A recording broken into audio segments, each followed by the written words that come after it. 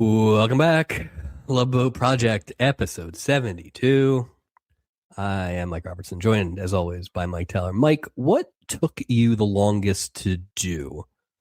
Write the role of Milton Benson, get into the makeup to perform the role of Milton Benson, or build the time machine to allow you to perform this episode as Milton Benson? Because Milton Benson was Mike Taylor 1,000,000% this week. So. A magician never gives away his secrets. So I'll just say, through the magic of television, yeah, it's funny. I was just like, I totally get this guy. What a character. What a character.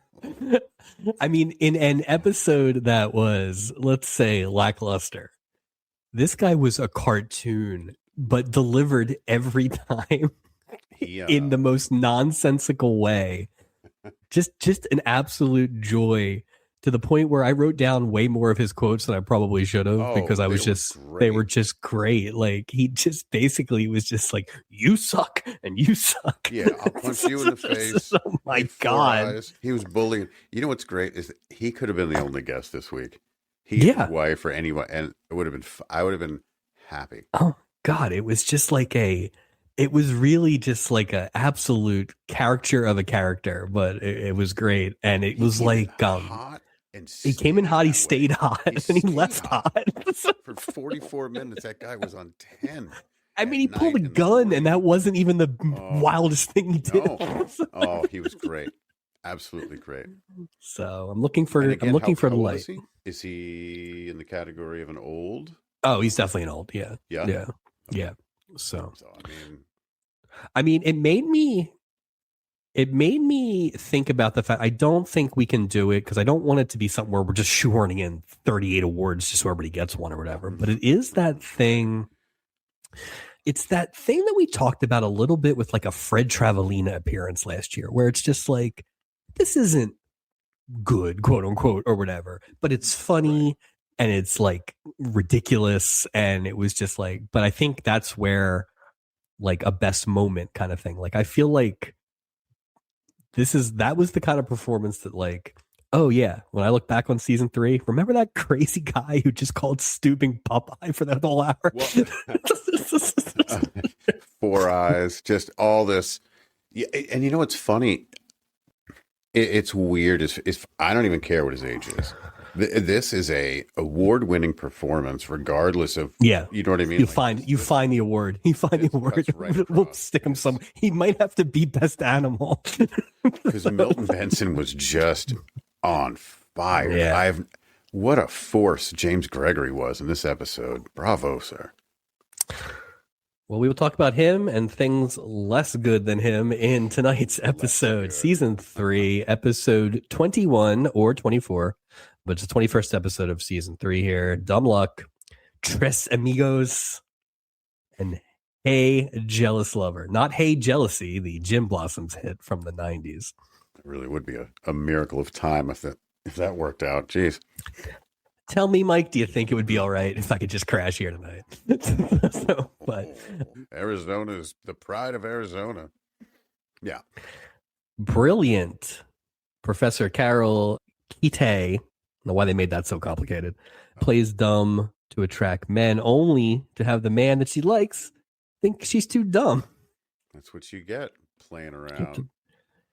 Vicky and a sorry, got comments on that. Vicky and a passenger befriend a stowaway. Blood. Yeah. Lays a feather stiff as a board. What the hell was that about? What? Jesus. Jeez. And then, the overprotective Milt Benson thinks that every single male on this boat is hitting on his wife, Gert. Just amazing performance.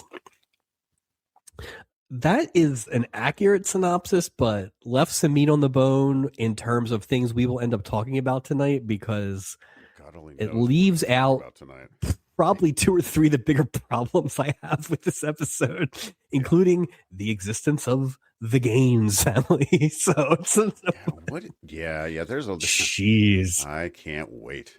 Brought to you by the Department of Homeland Security. Original air date March 15th. 1980. Now, if you remember, Mike, Hmm. we did our last show out of the Olympic break. It was March 1st. Right. Oh, we Last, skipped a week. it was a rerun, which is just a weird setup. You come out of the Olympics, the new one, 1 week? rerun, then one. Yeah. So What was which episode did they rerun? a very lousy episode. It was Really? Like, episode 2 from this season, The Gentleman's Gentleman. And if you remember, the Stages of Love with the big ragu. boy. Leave that sat in our worst episode slot for a while this season. So weird choice. For much longer, but yeah, that's wow. Of all the episodes to air, that's you'd think it maybe you would air the season premiere again. Why would you have that one on? Just to, Or do you try? So the only I was trying to like tie the two together. If you remember, the third storyline in that one was Julie's friend, who was the would-be cruise director, and Julie was kind of jealous, and they were still hitting her with Chanel stuff. Yeah, so I guess you could do like a Julie's friend. Yeah, you could do like a Julie's friend mashup. I don't know. I don't know if they put that much thought into it, but I would think you would put on an episode that has somebody that's going to be in next week's episode. That's a very good point. That's a very good point. Now, there weren't a lot of those options this time, but you could have done that. But I would think if you're not going to show a new episode, you know, they always had like those specials. Put a special on or something. Not even a Love Boat. Do something different. It's odd to me to. Well, why not? Weird. Why not stretch the Olympics and do like an Olympics recap last week on the 1st? Right. And then do the new one on the 8th and just have the new ones rolling. Keep rolling. I don't know. But maybe the sweeps were different. I mean, who knows? Well, I got to tell you, this is one of the more unusual nights we've had. Excellent. In what else is on. So let me clear up the norms here. A couple norms. Chips is a rerun.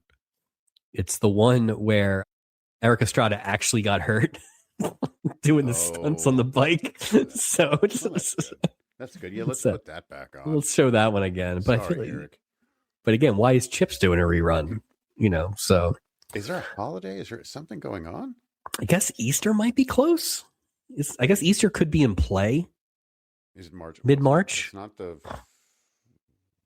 It is March Madness. Well, yeah, but I don't even know what March Madness looks like in 1980. Yeah, so they just said March. They didn't call it Madness. It was 4 teams. It wasn't a big deal. We'll come back to NBC, CBS at 8 p.m. It's the Chisholms. You know, oh jeez, yeah, still it's going getting. strong, huh? These synopses for the Chisholms are getting more and more dull. Yeah. Isn't the point of these synopses to at least try to draw you into watching it? Tell me if this one. Hear a new one. It's like I feel like I'm missing out on some inside joke. Like I don't even know what to make of it. Okay. Here's the thing. I don't think I'm missing anything on this one. I think this is just like really. This is gonna be an just hour. Straightforward. Here we go. Well, we lead with Minerva again. Minerva Chisholm. Don't trust her. A devout Southern Baptist. Well, maybe you can trust her. Is shocked when she learns that Bo, who I think is her brother, but also I thought maybe Bo was related to that Shirley O'Brien. I don't know. Maybe both. I've lost track. Who knows? Bo is helping out their neighbor, a Franciscan friar, with building a new chapel. That sounds like that's an hour. Boring hour of television. Like there's not like a secondary plot there that we can get into. Nail by nail, we're gonna put these planks up. Oh, gosh, we're back from break. More hammering. Oh, boo. So I'm trying to figure out how I want to frame this for you. I got a little bit of a game for you, but let's start with BJ and the Bear will not be seen tonight. Oh, so we can bring you one of 3 series premieres that are airing on March 15th, 1980. We've got one on NBC at 9. We've got one at 9 on CBS, and we've got one at 10:30 on CBS. Now, what I'd like you to do, Mike, is I have the total amount of episodes for each of these 3 shows.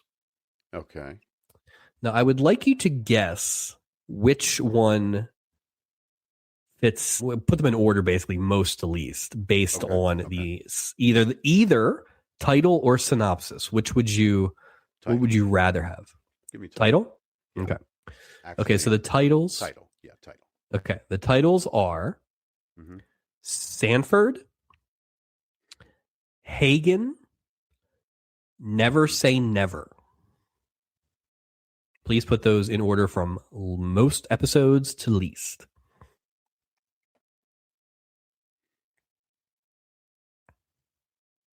All right. So should I give you three? My number 3 first? Yep, sure. I'm going to say 3 for Hagen.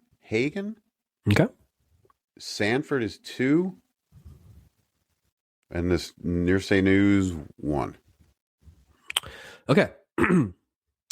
At 10:30 on CBS, Never Say Never, making its debut episode and its only episode. And not even really. This is a weird one where it's actually listed on IMDb as having aired in July of the previous summer. There's only one episode, so I don't know if they re-aired this or I don't know what happened. It is weird. Some executive was like, wait, we have to give... what is it? Well, I mean, you got to show George Kennedy starring as Harry Walter, a hard-nosed, middle-aged businessman who falls for a younger, attractive female doctor. And their age gap really causes problems, Mike. Crazy. The young female attractive doc. Wait, this is a 1-hour show or a 30-minute show? This is a 30-minute show. Okay, thank God. All right. No, this is 30-minute. Hagen, which is before this, they had a 90-minute pilot, but we'll get to that. You know who played the hot female doctor, love interest of George Kennedy? Anne Schneiden or Schneiden, doesn't matter. You may know her best as Kate Tanner. Kate Tanner, Willie Tanner's wife, Gordon Shumway's would-be boarder in Elf. Hey, Willie, indeed. Wow. Okay. Yeah. Airing before Never Say Never for 90 minutes on CBS. It's Hagen, an outdoorsman from Idaho. You'll never get this one. An outdoorsman from Idaho joins up with a city-bred lawyer to fight crime in San Francisco. Why is he in San Francisco if he lives in the middle of nowhere in Iowa? Or Idaho. Why would he be in San Francisco? It doesn't even make any sense. Well, I guess we have to watch the first episode. The first of 9 episodes for Hagen. Yeah. So. Wow, they really set the table with a 90-minute too, just to go, yeah. You know what? We need time to really explain the intricacies. The longer IMDb thing really goes into it. He's a hunter. He's a gamesman. He's a fishman. He's like, so I get the impression it's like this guy is like the city smart guy is like, hey, you know what we should do is I got this tracking system. And this guy's, oh yeah. And he throws a fish at him or something. Like I don't know what it is. Or he goes to light someone's cigarette, you know, and the guy's like with the 2 sticks and he's like, stupid. Starring Chad Everett. Why do I know that name? Because he was the lead guy in Medical Center, which I've never seen, but I know is a reference. So I was more of a Emergency fan than the Medical Center. Oh, we'll get to Emergency.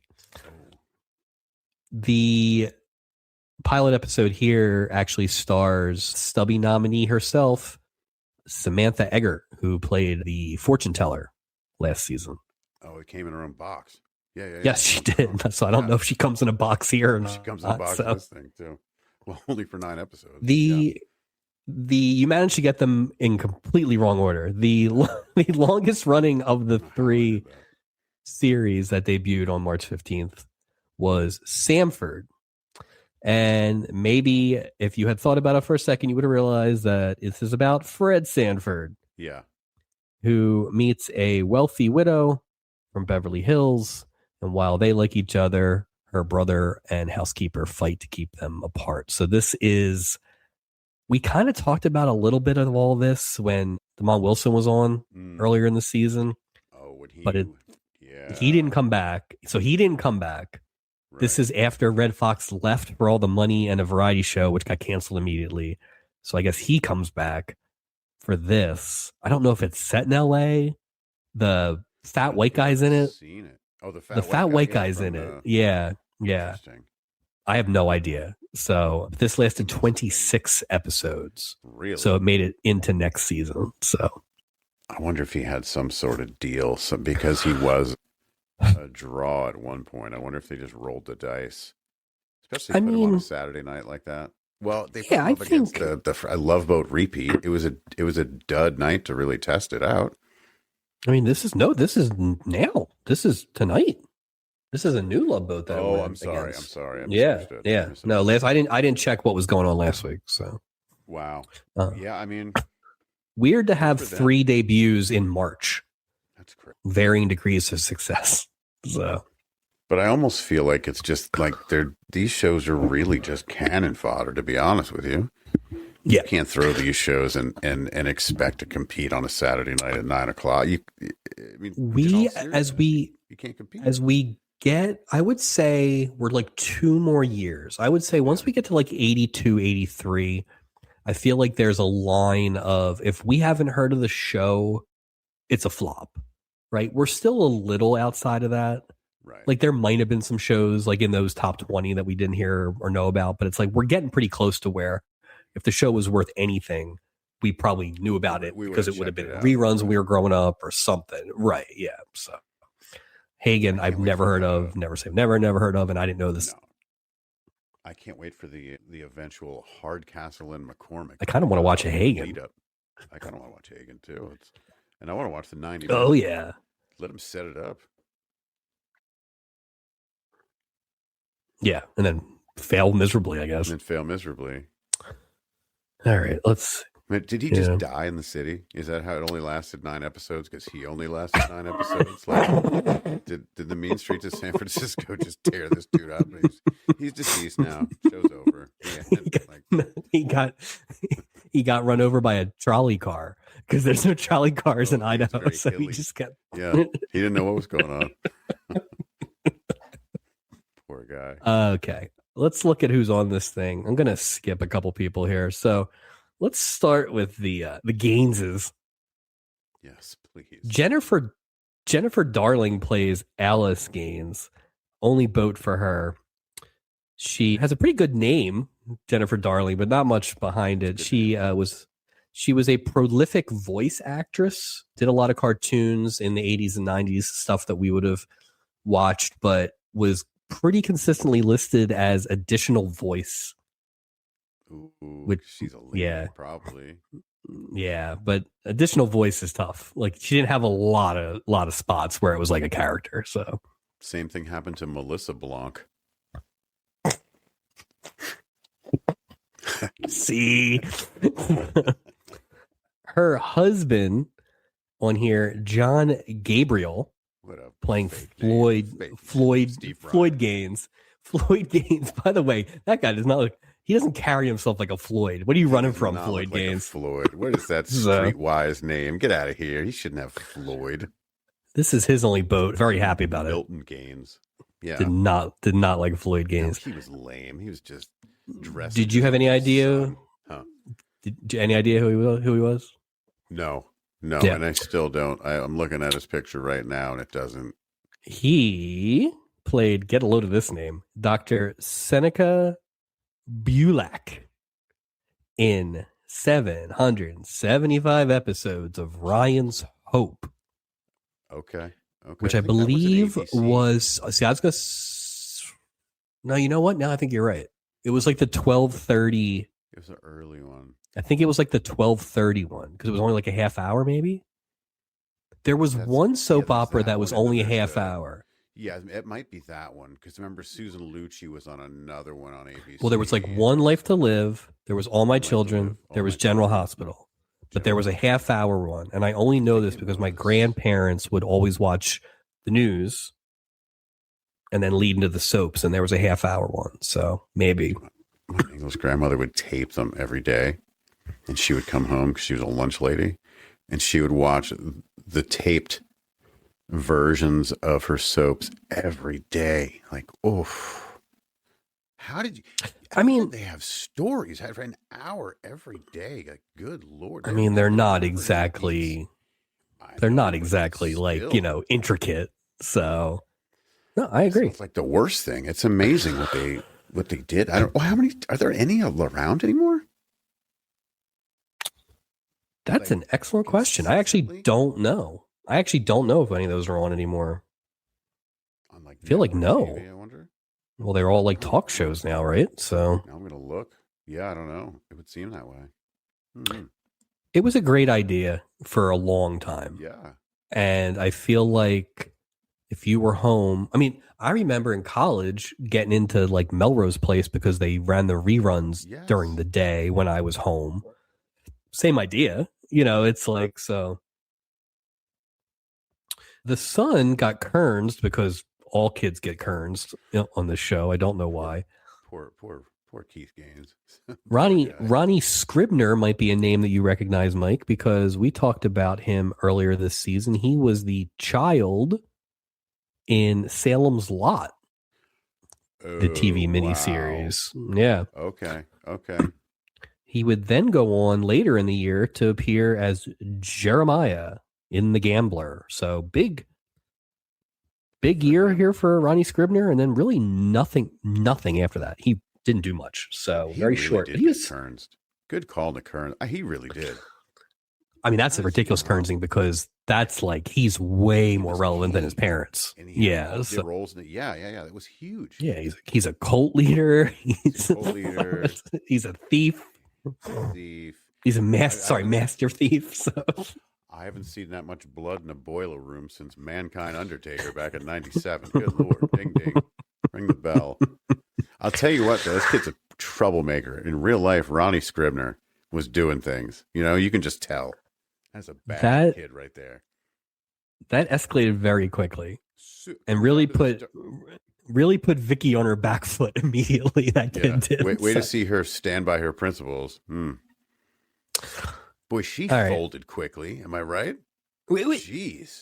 Yeah, and we'll talk about it when we get there too. It felt like it didn't feel consistent with the Vicky character that we've seen so far. I'm not saying she's a bad kid, but she's not like a God, Captain Stube is good. Right. Like, so I don't think we should go to like she doesn't know this anyway. Yeah, we'll get to it, but I was a little annoyed. Surprise. Yeah. Shelley Hack is back. Well, not back on the boat. This is the only time we've seen her. Actually, well, she is back on the boat, technically. Yeah. She was on the boat the last time we saw her. She, of course... in the Caribbean last time. That's true. She plays Carol Kate. We talked about her a lot on our Charlie's Angels bonus episode. This is her only boat. Of course, she played Tiffany Wells in season 4 of Charlie's Angels. And we are down to 3 episodes that will air after this Love Boat of her on Charlie's Angels. So is it the end of Charlie's Angels or the end of her on Charlie's Angels? It's the end of her on Charlie's Angels. There's one more season after that. Now, interesting, the 2-parter that ends season 4 and Shelley Hack's tenure has a whole thing about Jacqueline Smith and Cheryl Ladd kind of getting pitted against each other by their love triangle member, Patrick Duffy. And basically talk about resigning from the firm, and then turns out Shelley Hack's the one that gets bounced. I don't get it. I thought she was good. I thought she was good in most of Charlie's Angels that we saw. I thought she was good in this. I don't get it. I don't understand the hate for Shelley Hack. I think it's because who she's not who she is. Not the probably. I think you're probably right. It is. You know, you can't. Some people are just irreplaceable, or characters are irreplaceable. Yeah. It's kind of like the Chrissy thing. That's fair. And maybe more so with Charlie's Angels, because they were, the poster, the classic. There's not Shelley Hack on that poster. They didn't remake that famous poster with her, Well, and the thing that sucks is I'm going to assume it wasn't like the most pleasant ending between her and Spelling, and then Spelling's got like 19 shows. So like, where are you going to go? That was it. Right. That's why it's this. That's got to be why this is our only boat. You know, so it has to be. Maybe she was just like, "What the hell?" Maybe more happened for her just to never work. Yeah, I was just like I said, anything after that from her, or not really. Nothing that really like I didn't dig too hard. Yeah, I didn't dig too hard, but there's not like an obvious next thing. We would remember her for something. Exactly. And I don't remember. But no, all I'm saying is seen her in 2 things now in a year. Thought she was pretty good in both of them. And I think the only reason she wasn't great in that Charlie's Angels was they kind of flipped it in the middle, which was weird. But yeah, they did that. Like, here's a TV movie to it was weird. But she was all right. I mean, look, she was certainly not the worst part about this episode. You know, I mean, she dealt with the script she was handed. You know, she was handed a script. Yeah, right. That's it. Her, I guess, fiance in that storyline, spoiler, Kevin Teague, who plays Chris, no last name. This is his only. How does that guy get a portal? Who's this guy? And frickin' Ronnie Scribner just gets screwed? Did you recognize him from anything? I recognize him, but I'm not 100% sure where I recognize him from. He is a very familiar looking character. He is. So a character actor? Pretty much. But so before this Love Boat episode, his big thing was he was on Emergency. I did Emergency. Okay. And he was actually the best man for the wedding of Randolph Mantooth, his co-star, when he got married in 2002. Well, if it was Randolph Mantooth as the guest star, I'd tell you where he was from. But Kevin Teague, not so much. Sorry, Kev. He also appeared in Roadhouse. 8 is Enough. And I know you didn't. Was he the bar owner in Roadhouse? He wasn't the main bad guy, so he might have been the second bad guy. Was he the bad guy? Oh. He wasn't the main bad guy though, right? Because he was like that guy was like a little guy. So I feel like maybe he was on the second bad guy, or maybe he. I can't remember. It's been a while since I've seen Roadhouse, honestly. But seen many. He wasn't Terry Funk. Who is Mike? Who is? I probably knew him best from. He was in Lost, which I know you didn't watch, but he was essentially the real Sawyer. He was the con man who caused the character Sawyer's arc. So I'll take it. And you know what's funny is everyone has said, don't watch that show. Don't get into it. Don't get invested. Oh, I think you should. You're gonna miss it. I think you should watch it. They'll do it this winter. I think you should watch it. And the end, while not good by any means, does not hamper the rest of it. I really enjoyed my rewatch. Is it better or worse than like the ending? Obviously not the same thing as like The Sopranos, where you know all that. The problem is, now bear in mind, this was a show that a lot of people we watched it together. It was like our show. We would talk about it. We would do the theories. We would talk about it constantly. And there were long breaks in between some seasons. There was just a lot of chatter and stuff like that.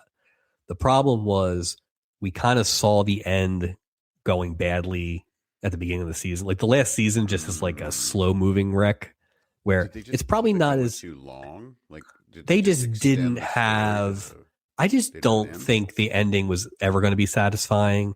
And then there were people like former guest Kevin who wanted answers to like specific questions and didn't get them. And then there were people like me who just wanted to have good like interactions and they weren't getting, it was just like, they brought in some characters at the end that weren't, the last season is not awesome, but the first 4 or 5 seasons are great television. I would watch it. And don't listen to your wife. Don't listen to your wife because she only watched 1 episode. So yeah, she did the same thing with Breaking Bad. I'm like, you're not. She tried to jump in like the middle of an episode of season in the middle of the show. Like it's like so. But that's for Lost Project, which we are not doing because that would be too much. No. The great James Gregory plays Milton Benson. Only boat, sadly. That's 66 why every week- episodes of Barney Miller That's right. as Inspector Frank Luger. He also was the lead on Detective School, which we had talked about early in the year. He was the curmudgeonly teacher of Randolph Mantooth and others. So that makes sense, actually. He's perfect. I mean, just this guy's born to be just crusty. He's great. I knew him from something. My Barney Miller is okay. Mine's spotty at best. Right. I remember his face. But when I saw that he was in that many episodes, and that guy, I can see him. I can see him coming in and giving everybody crap. It's like so.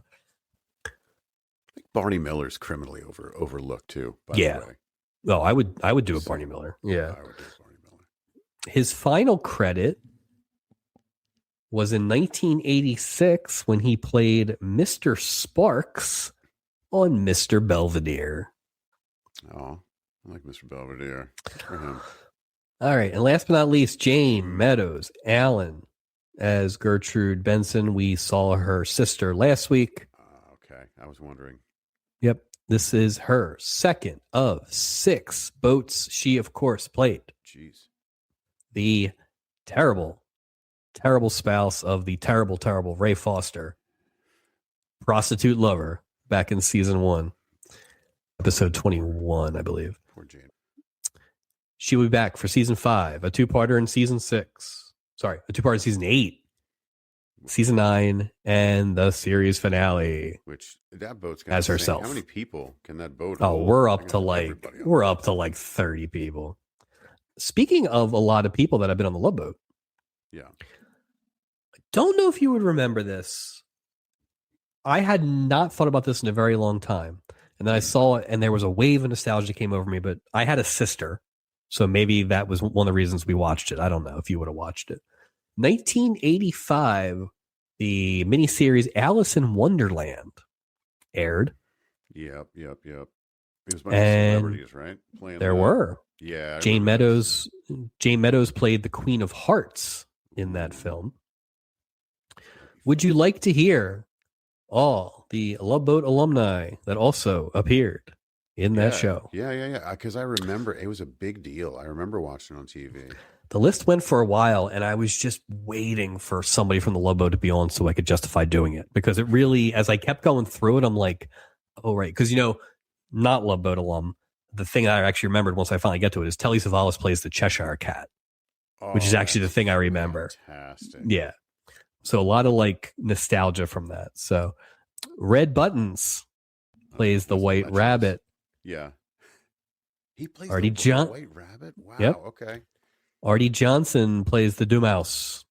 Okay. Roddy McDowell plays the March Hare. Okay. All right. Let's see. Sherman Hemsley plays the Mouse. Donna Mills plays the Rose. Let's see. Pat Morita plays the Horse.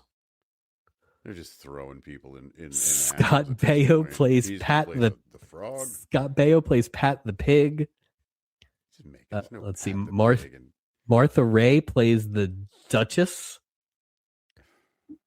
Sid Caesar plays the Griffin. Oh, come on now. And finally, Louis Nye plays the Carpenter. So, a lot of characters that we have seen already. I am not as excited now as I was as a kid to watch it. I don't know. I was very excited, and now, well, there's a lot of people that weren't on the Love. There's a lot of people that weren't on the Love Boat that I didn't list. I know, but still, it's just it's just a lot of people. Well, it's the other thing too is I haven't. Unless Sherman Hemsley's playing Alice, I'm moving on. Alice was like a nobody, which I guess makes sense, but you don't want to overshadow. Yeah, that's true. All right, anything before we get on the boat? No, I think we've done it. We've done it. All right. Well, good night. We'll see you next week. See you guys. All right. Yeah, this. Can we? I don't know that it's. Can we just? Yeah, go ahead. this is just a shit episode. I mean, it's really, and I know last week I was like, I'm coming in open-minded, and I was. It's just not a very entertaining piece of work outside the brilliant work of Milton Benson. There's a lot of stuff I don't like. Yeah. Now, there are some things I do like. I Sure. think it's relatively harmless, but I don't like it, and I really didn't like doing the notes for it. I was uncomfortable. So Yeah, it's weird sometimes when that time difference, like certain things, not that would age well. It really ages poorly. It's just so cringy. Just society was a very different place back then, or things were just accepted. And what? Yeah. I don't want to. Yeah. I don't No, wanna that's roll it out definitely yet, but it's, yeah, that's definitely a thing. Yep. Yeah. All right. It says a lot about but Steubing and Isaac are chatting it up in the lobby. Isaac has decided already this is like a fun group, fun loving crowd. let's go. How he knows that already, I have no idea. He doesn't know. He's just optimistic, I believe. Steubing sees a book behind Isaac and he leans over to grab it. Mike, of course, this is the very popular book and analysis of non-Euclidic geometry and Diophane equations. I got the same book here. Same book. Yep. That's what I was reading before we started recording.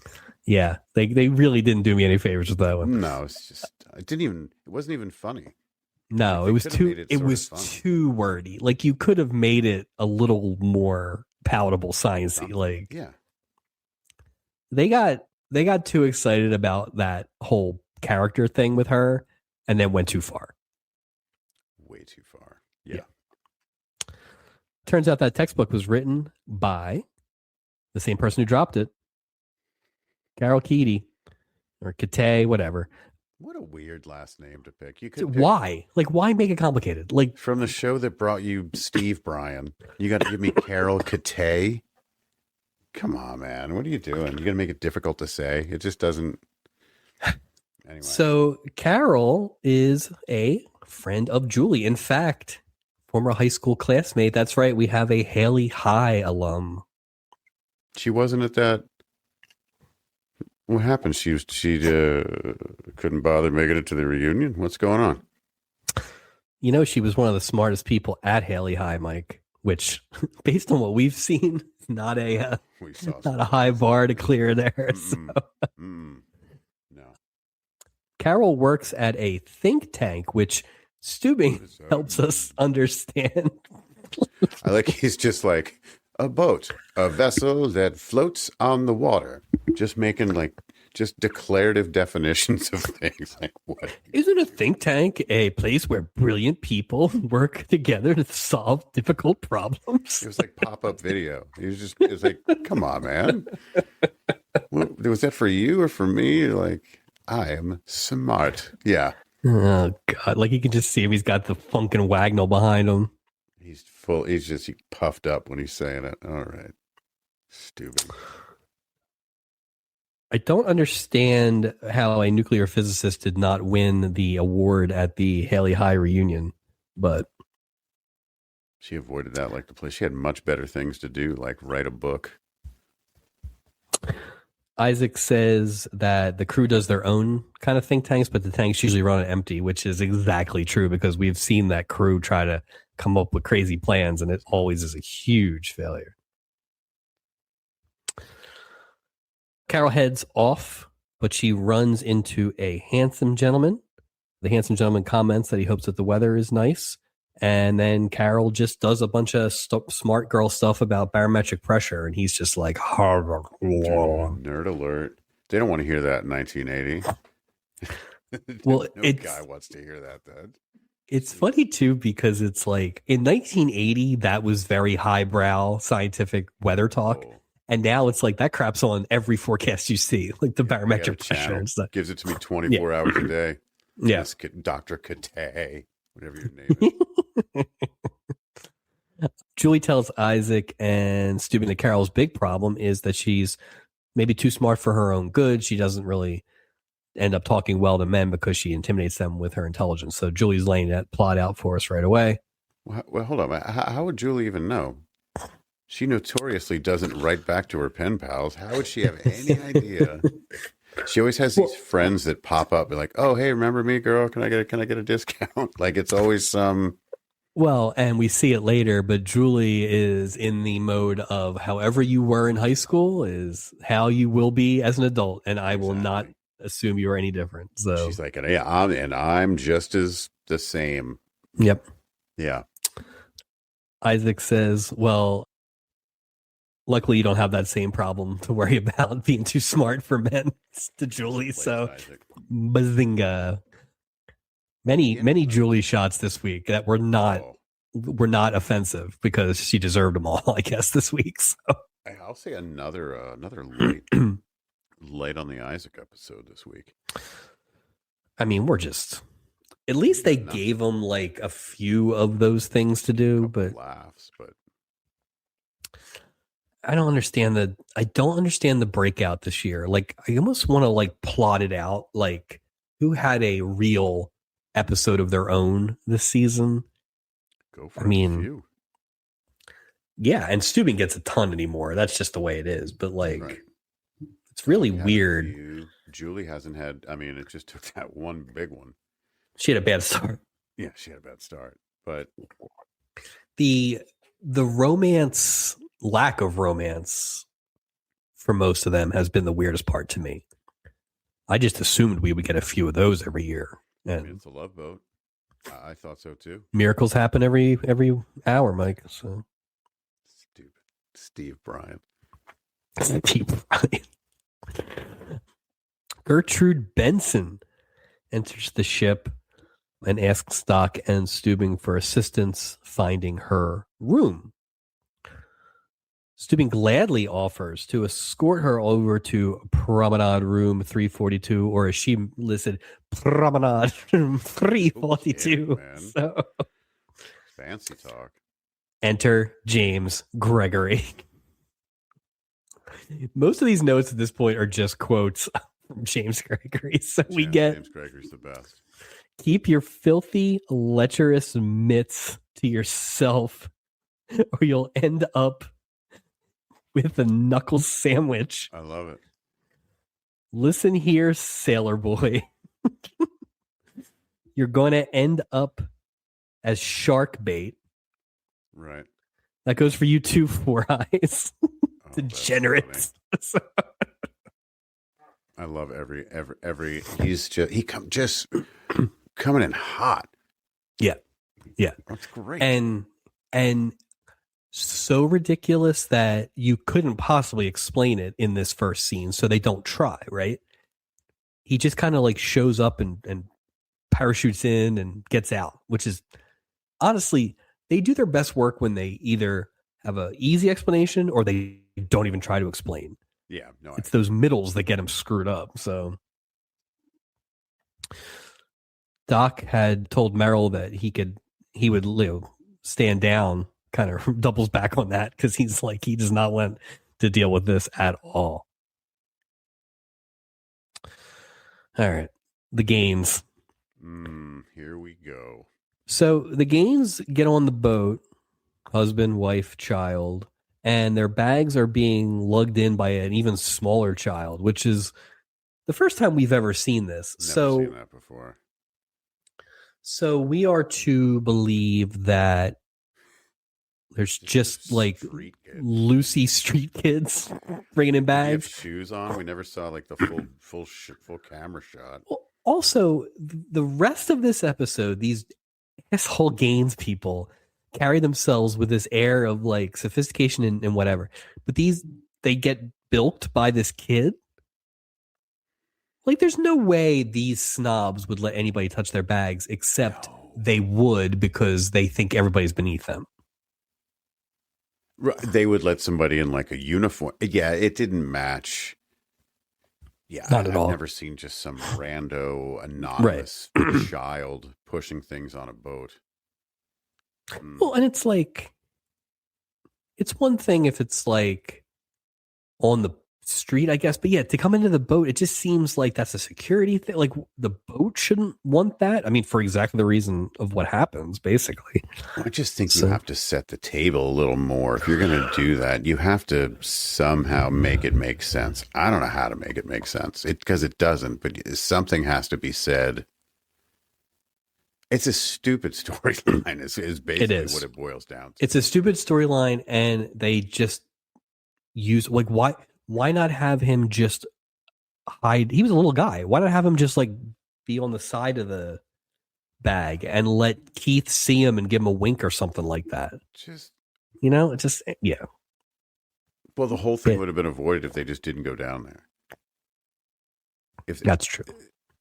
I mean, I don't. Or they could just carry your own stuff. Or lock a door. How about locking a door? I mean, Mike, it was marked. It was marked. We'll get to that.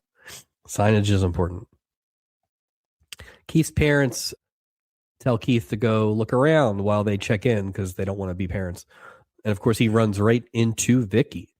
And he is very intrigued when he finds out that Vicky is the captain's daughter. Very intrigued. He's looking to take advantage of her. This kid is just pure evil. This is bad kid right here. This guy's got like undeveloped. Remember Kevin from the gymnast thing? Yeah. He's got a little bit of that undeveloped energy. Like, I don't think he turns into Kevin, but there's a path where he turns into Kevin. I think he's a little bit of Kevin, and he's a little bit that kid that wanted Pee-wee's bicycle. You know? I think he's got a little of that too. And a little bit of Jim Jones. He's going to give me a blade. This guy. Bleed. He bled for Wallace, now bleed for me.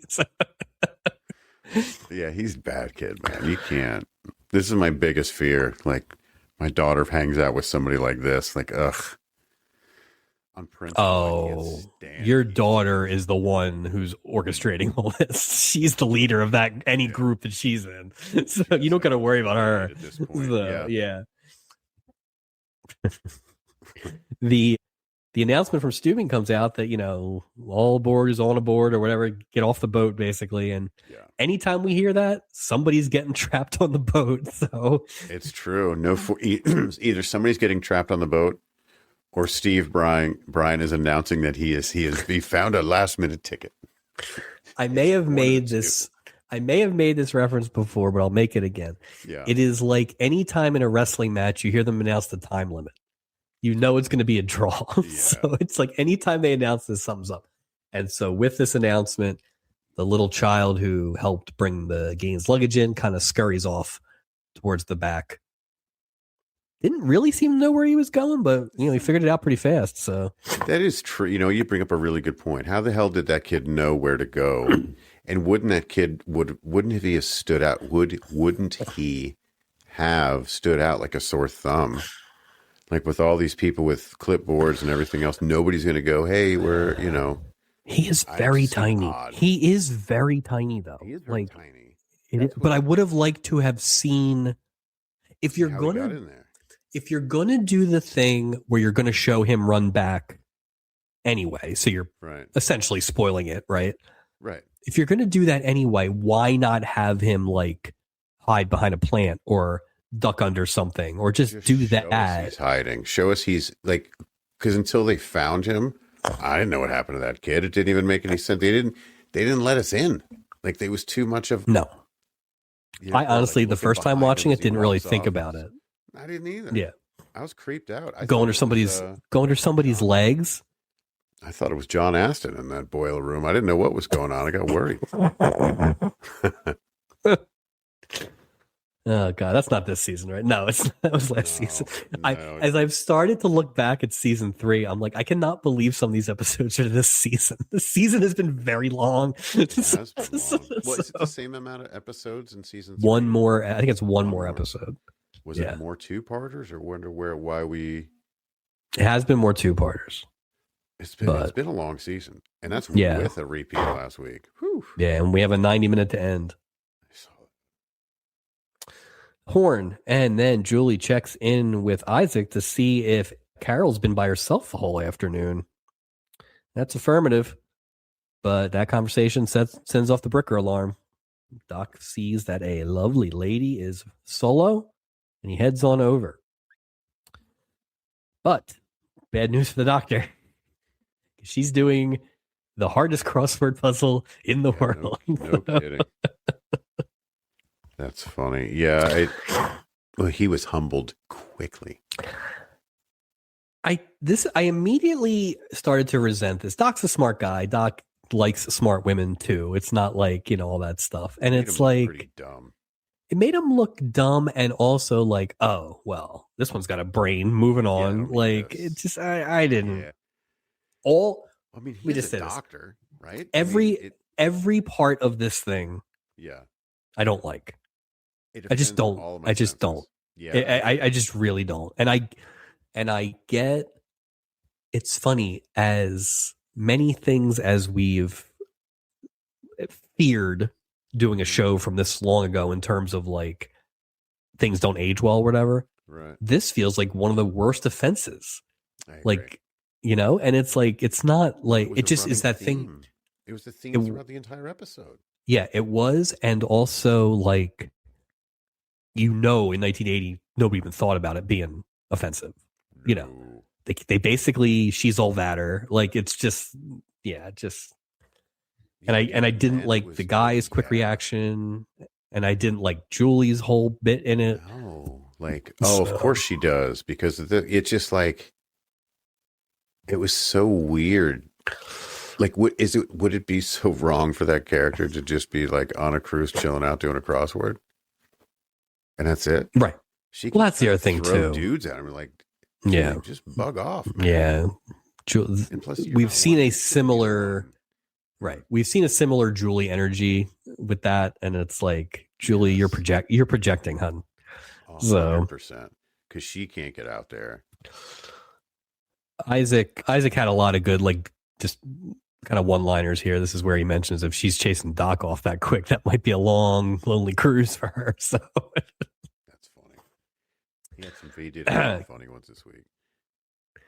Keith tells Vicky how lucky she is to have the run of the ship. Vicky is trying to kind of play that down a little bit, but Keith ain't having it. And you know what? He really wants to check out this room with a sign on the door that says positively no admittance. Classic warning sign. I've never seen a positively in front of a no admittance. Never. You got an adjective in front of that? Yeah. Absolutely no exit. Yeah. Certainly do not come in. No lock either, sir. No lock. It's just in the hallway, right? There's no, and I'm thinking, like, chain in front of it. There's no red. Nothing. Like you said, it's not locked. There should be like a hazard sign on it or something. And then honestly, once we get in there, there's no reason it shouldn't be.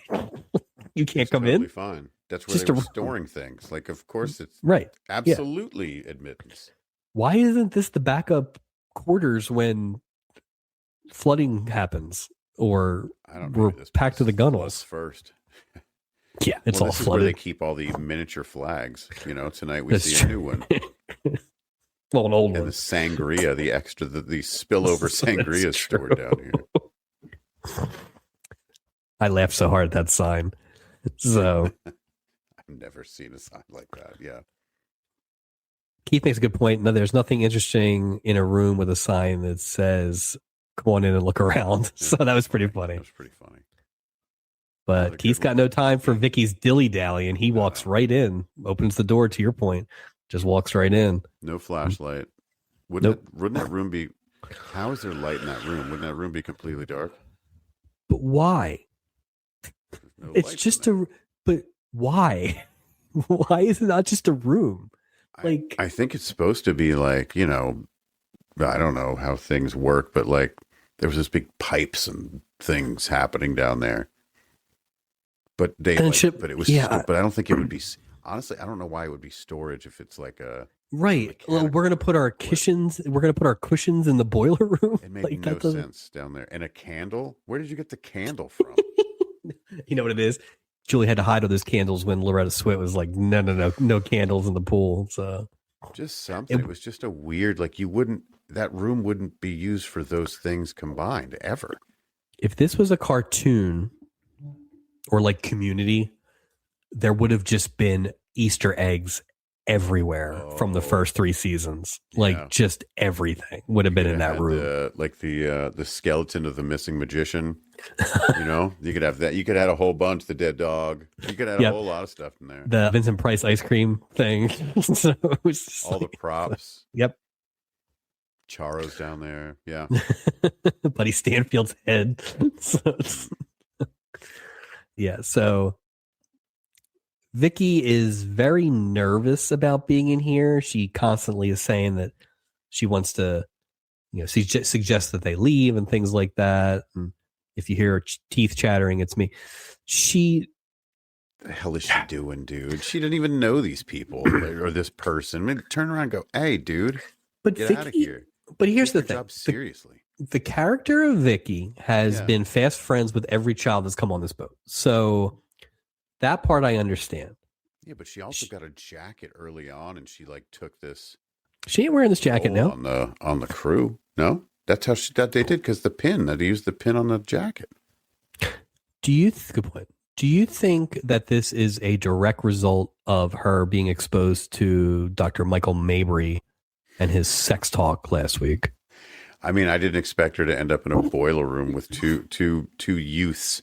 No, you know who doesn't end up in boiler rooms with 2 youths, Mike? People don't listen to sex therapists at 12 years old. That is true. I don't know what's going on with this. I will say this storyline as a whole was completely unnecessary. It doesn't get much better from here. No, all the mystery's gone. Julie asks Gopher to go talk to Carol now. I didn't like this. More believable. But I didn't like this either. So Burl goes over and he's like, hey, I'm Burl Smith. I'm the purser, blah, blah, blah. And he tries to guess what her job is. Oh, dental assistant, legal secretary, beautician, women's work, I guess. Come on, Burl. Come on, Burl. You're a young guy, dude. You can't be. You can't be doing that. Necessary, man. Yeah. That's the. I guess it was fine then. I guess it was funny then. I mean, that's the only thing I can figure. She quickly corrects him and says, "Nope, nuclear physicist." And that humbles the Pisces purser. We found out that Burl is a Pisces. So what? That's enough to just dash somebody's hopes back then. You're like, oh, you're smart. Never mind. Oh, you have a good job. Everyone was just slinging bullshit, and they're like, oh, I can't. You know what I mean? It was just weird. It's just that thing where it's like, I get that intelligence can be intimidating, and maybe that's not somebody that everybody wants to date or whatever, but you can't have a cup of coffee. You can't. She's an attractive woman. She's somebody who can hold a conversation. Yeah, he ends the conversation abruptly. Like, what? Ridiculous. Isaac says that Gopher did last 2 seconds longer than Doc. He's comparing it to like it's the PBR bull riding races or something. So yeah, but I'm like anti a lot of these stories already for various reasons. This one was especially full, and it was a lot of it was in this storyline too, where just Well, and the thing is too, and listen, 90% of these Love Boat episodes you can pretty much tell where it's going from Jump Street. Yeah. So this was really no different. I'm taking the Benson's storyline out of this because I loved that. But the other two, you kind of knew where it was going, but they didn't really have like a long set piece to fill the time. So it was just scene. It was of nothing, of no movement. So, and it's funny because when there would be something, it would be something where Julie's saying something to Dr. Katay, that's just right, which I didn't like either. Yeah, it was really we'll get to that part of it. It's gonna be a lot of complaints about these storylines, honestly. Believe me, it's not I had so much fun last week with the episode. It was so much fun. Well, and this wasn't fun. This wasn't fun. And the one storyline being so much fun and so silly, silly, it really pointed out how the other two were. So is this where would the Benson storyline fit in as far as quality in a different episode? Meaning, is it an A in a regular episode, or is it a I strong think B? I think it is as good a silly storyline as they've ever done. I'd have to think about I guess I always think of like the best silly storyline was like the Jim Neighbors Jewel Thief one, or the Billy Crystal one. but was that? The Kissing I guess that Bandit. was silly. Yeah, I guess that was silly. You're right. Yeah, so it's like stuff like that. You know what? What this was that should have been elsewhere. This should have been what the flooded cabins. They all have to stay in the same room. 100%. It's the silly they wanted. This is what got there. Right. Because all 4 of the crew members were great in this too. Like it was just, it really was. It was like, it was everything they were going for in that.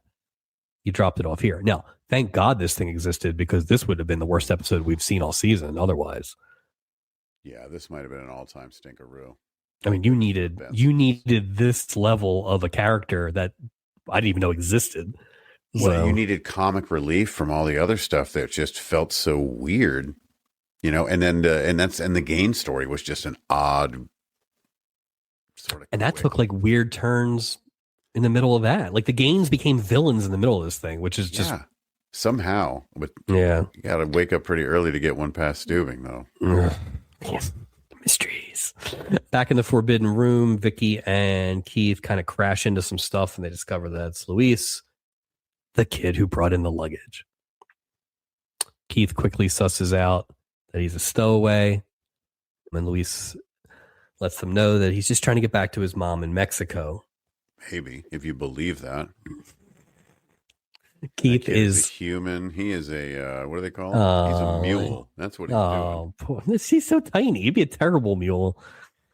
Keith immediately is like, "Don't worry, we're not going to rat on you. I got you." And Vicky's like, "But my father's the captain." And he's like, "Shut up! I'm gonna cut your finger." Shut up, blood brothers. So, I can't imagine boys in 1980 would allow themselves to be a blood brother with a girl. This was not a time for this. This is another thing too that it just kind of thought about. There's no what are we, blood siblings? They weren't doing that then. Wait, you think it's like you think it's our gang rules? Like, yeah, so. Totally our gang rules. Yeah, but she's got access to the boat. No, they're just using. He used. I think Keith's playing. Oh, he's using her for sure. But yeah, just in case it goes wrong, he can blame her. This kid's got a plan B, like an escape hatch for everything. Oh, Keith might be a psychopath. Yeah, like, he's not a good kid. Doc comes across a lady sunbathing on the deck and points out that she might want to throw some suntan lotion on there because she's getting a little red. How red do you have to be in 1980 for somebody to say something? No kidding. That's when they used like baby oil back then. Like there was no or butter. Right? Like people just had no clue. What is it? Oh, it's Johnson & Johnson's baby oil for the day. Wesson. It's delicious Wesson. No kid, you're cooking yourself out there. Turns out it's Gertrude Benson. Doc's like, oh no. Not again. But she's like, I need help putting this lotion on the back of my legs. Like, don't worry. No. My husband is elsewhere. And he's like, okay. Where is he? As he sits down to lotion her up. Get the lotion in his hand. He's up on the fantail skeet shooting. And not skeet shooting well because he just opens fire. Around. He's turned around like you're supposed to shoot outside the ship. He's turned around with a rifle. So he just starts shooting into the crew. I guess he just starts shooting into the crowd, basically. Shooting over people's heads. Well, it's funny because when you qualify in the military with a weapon, there's a guy in the back of the range, and he's armed. And I remember going, "What's that guy's job?" He's like, "Well, that guy's job is if one of you knuckleheads turns around with a loaded weapon, like that guy's going to take you out." So when I saw this, I'm thinking, where's the guy? Where's the control here? Haven't we seen a madman with a skeet shoot? I mean, you're giving somebody a loaded weapon. There's no on the honor system, basically. You good? I'm good. What It's crazy. Is this the worst? Is this the worst potential crime we've seen? Like, I mean, this came closer to a shooting than the one on Christmas. I guess I don't understand skeets in terms of what kind of damage could a skeet shot do to you? What? It's like buckshot. It's right. Like a shot. Yeah, it's not good. No. Like, sorry, is it like what was the thing you said? It's like a triple bypass. It's not good. Yeah, it's serious. It's serious. It's real serious. Yeah, no, that's no good. Like, you could kill somebody.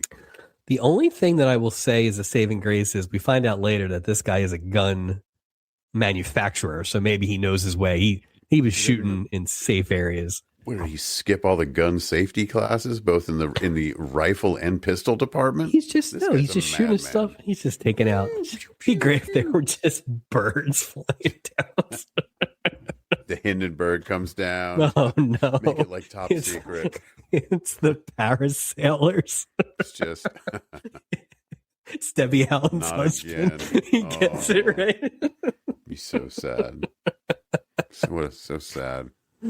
Oh God! All right, Act 2. Oh, well, somehow only Act 2.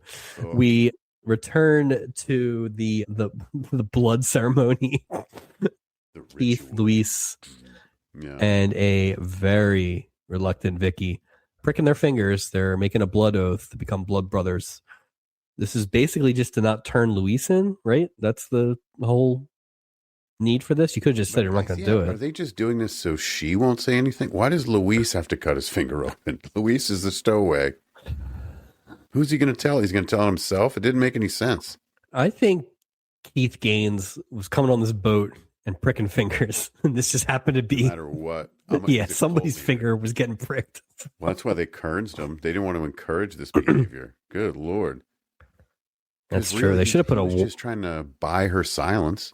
He didn't need Luis's silence. What if he killed Vicky? Can you imagine? Just from what? Just from the blood loss? He just from that pin? She's really a hemophiliac. Who knew? Well, I mean, she's eating like chicken fingers all the time. She's not a healthy. By the way, obviously, this week's reason Vicky should not be on the boat is all of this. Because she eats a bunch of chicken fingers, she might be a hemophiliac, and they're trying to buy. She got inculcated into Heaven's Gate or something. So. I see those Nikes. I know what's going on here. But it was weird though. You're right. Like he was just trying to shut her up. But then why all of a sudden? Why was Keith? That didn't make. Why all of a sudden he was super loyal to? Like he was a little rich kid. Like why did he give two shits about the plight of Luis? Yeah. Why well, I mean, if you really want to get deep into it, this is not there. But does he see the way his parents are, and he is supporting Luis because his parents are terrible to people like Luis? Because that's how it felt. There was a very overt racism here later on. There was on the way to the car. Floyd Gaines is like, you little. He's so mad. He's so mad. Yeah, there's a lot. I don't know. It was just weird. Like, it's not there. This show is not that show. But no, I wish this episode was that show just for this storyline. Just do it. If you're going to have a ridiculous story on one end, why not have a ridiculous story on the other? Yeah, let it end. Just go nuts. Yeah, I want to see him get in the cab. Mm-hmm. All right, Mike, break out the striped shirts. It's French night? When I first saw them, I'm like, is that Italian? Because the chef looked like he was doling out pasta. But the one guy had a hat, right? Yeah, the hat thing threw me off. Like, are these mimes? Like, what are these? Hey, thanks for the little mini flag, because I don't. If you remember, I don't understand the red hats, but if you remember last year when we had Italian night and French night pretty close to each other, and they were basically the same shirts. It was the same thing. Yeah, they were basically the same. So just any sort of beatnik, right? So it's horizontal striped shirt. It's European night. So they're using the NATO flag is on every table. Even the music was kind of like vague, so you couldn't tell. What is that? It's European music. Yeah, it was weird. It was not, and there was no standout. Why no buffet? What do you need a chef? There was no buffet. So you can see some food. We knew it was, Mexican night because of the little tortilla with cheese on it, and this is French I night. forgot. Yeah, their specialties. It's weird. It's weird. Just a half-ass French night. Keith mentions that they got to get Luis some food, and Vicky's like, I got it. So Vicky has quickly moved on to scheming again. So I forgot about what's about to happen. Jesus, oh yeah. thing. Yeah. By the way, Stuving, just in case you didn't get enough shots in on Stuving in this episode. Oh, Jesus. No. Meryl took a beating this week. I didn't like the way there was no, I don't know. I didn't like his reaction, but we'll get there. Julie asks Gopher if he's seen Carol, but Gopher's still kind of annoyed that Julie didn't give him a heads up on how smart she was, which, again, that's so weird. Julie is shocked that she feels sorry for Carol. Gopher points out it's kind of like Daffy Duck feeling sorry for Einstein. I don't like the storyline. What if she was happily on a cruise? It's not like she came on this cruise and verbalized that I need a man. Like, she brought a crossword puzzle. She's just chilling. Well, let's get to the next thing, and then we can. Yeah. So Julie heads over to Carol's table, and she kind of like over the top says, "I can see you're having a great time," and Carol points out, she's like, "I needed some rest." Right. She just finished a book. But that's not acceptable, Julie McCoy. No. And then she breaks out the thing. Whenever Julie says this, bad times are ahead. It's my job to make sure everybody's having a good time. And she's like, come with me. And she like basically drags Carol out of the thing. But it's got to be what Julie considers to be a good time. Well, it's got to be for the reasons Julie considers too. Yeah, that's true. It's not your job to know what everybody's vacation preference is. If they were lonely and hard up and all that stuff. And I don't get the impression they've talked a lot. And again, Julie is taking cues from 10 years ago. Well, people change, Julie. Well, and Dr. Katay said that she needed some rest. That's not code for I don't want rest. And in fact, I want I want to change my entire personality to land a man, which Julie and dress completely differently. Julie, sweetie, who are we really talking about here? Come on, Julie. She's so quick to have somebody give up the person that they are in order to land that thing that Julie thinks you should have. Right. In an alarming quickness too. Just. And you know what? I have it later, but we can say it now. So you can't make this Julie character, which is this man hungry, got to find a man. That's the most important thing, right? And that's how she was with Joanne Worley when she was trying to get married. And she's been like that a couple other times, right? And it's not the sage advice that she gave the cheerleader. This is more like she's offended when people, don't want a man or whatever. It's just can't understand it, can't fathom it, right? But you can't have that character also not have any action of any kind all year. Right. Like, right. You can't. You can't be both. No. And neither of these characters, and it's definitely not the Julie we knew before. Like, Julie would have been Carol in season 1. But I think it's wildly inconsistent. Like, the way they're going with Julie's character is just... They're flailing. It's sometimes it's a bit of a caricature of that like lonely thing, but sometimes it's not. Like, she used to be the heart of the ship, but now I'm just like, Jesus, Julie, don't give anybody advice. If this is what the character is now, like, well, and it's like Julie.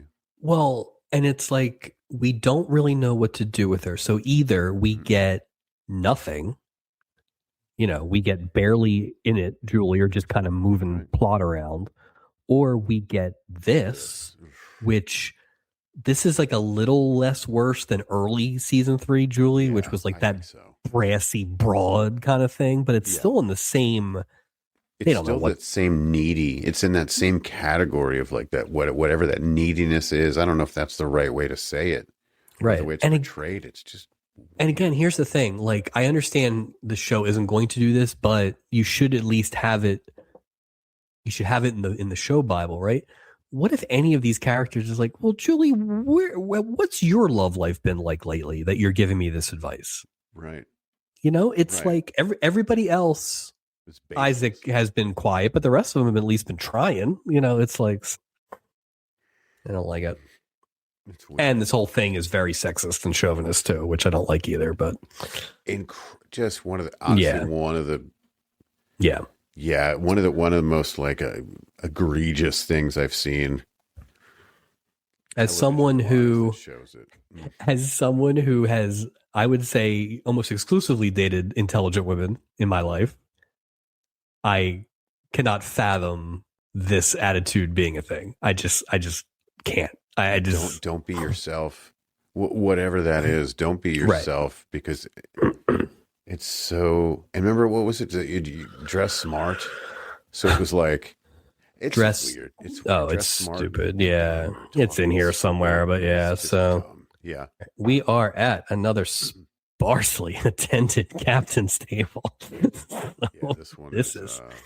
This week, just the Gaines. It's the Gaines, Vicky, and Stewing. Yeah, so crap table. It is not great. The upshot here is that Vicky is going to fat shame her father, so he doesn't eat, and they can take the plate of food back to Luis. Brutally fat shame. Just straight up use the word fat too. You look great, fat.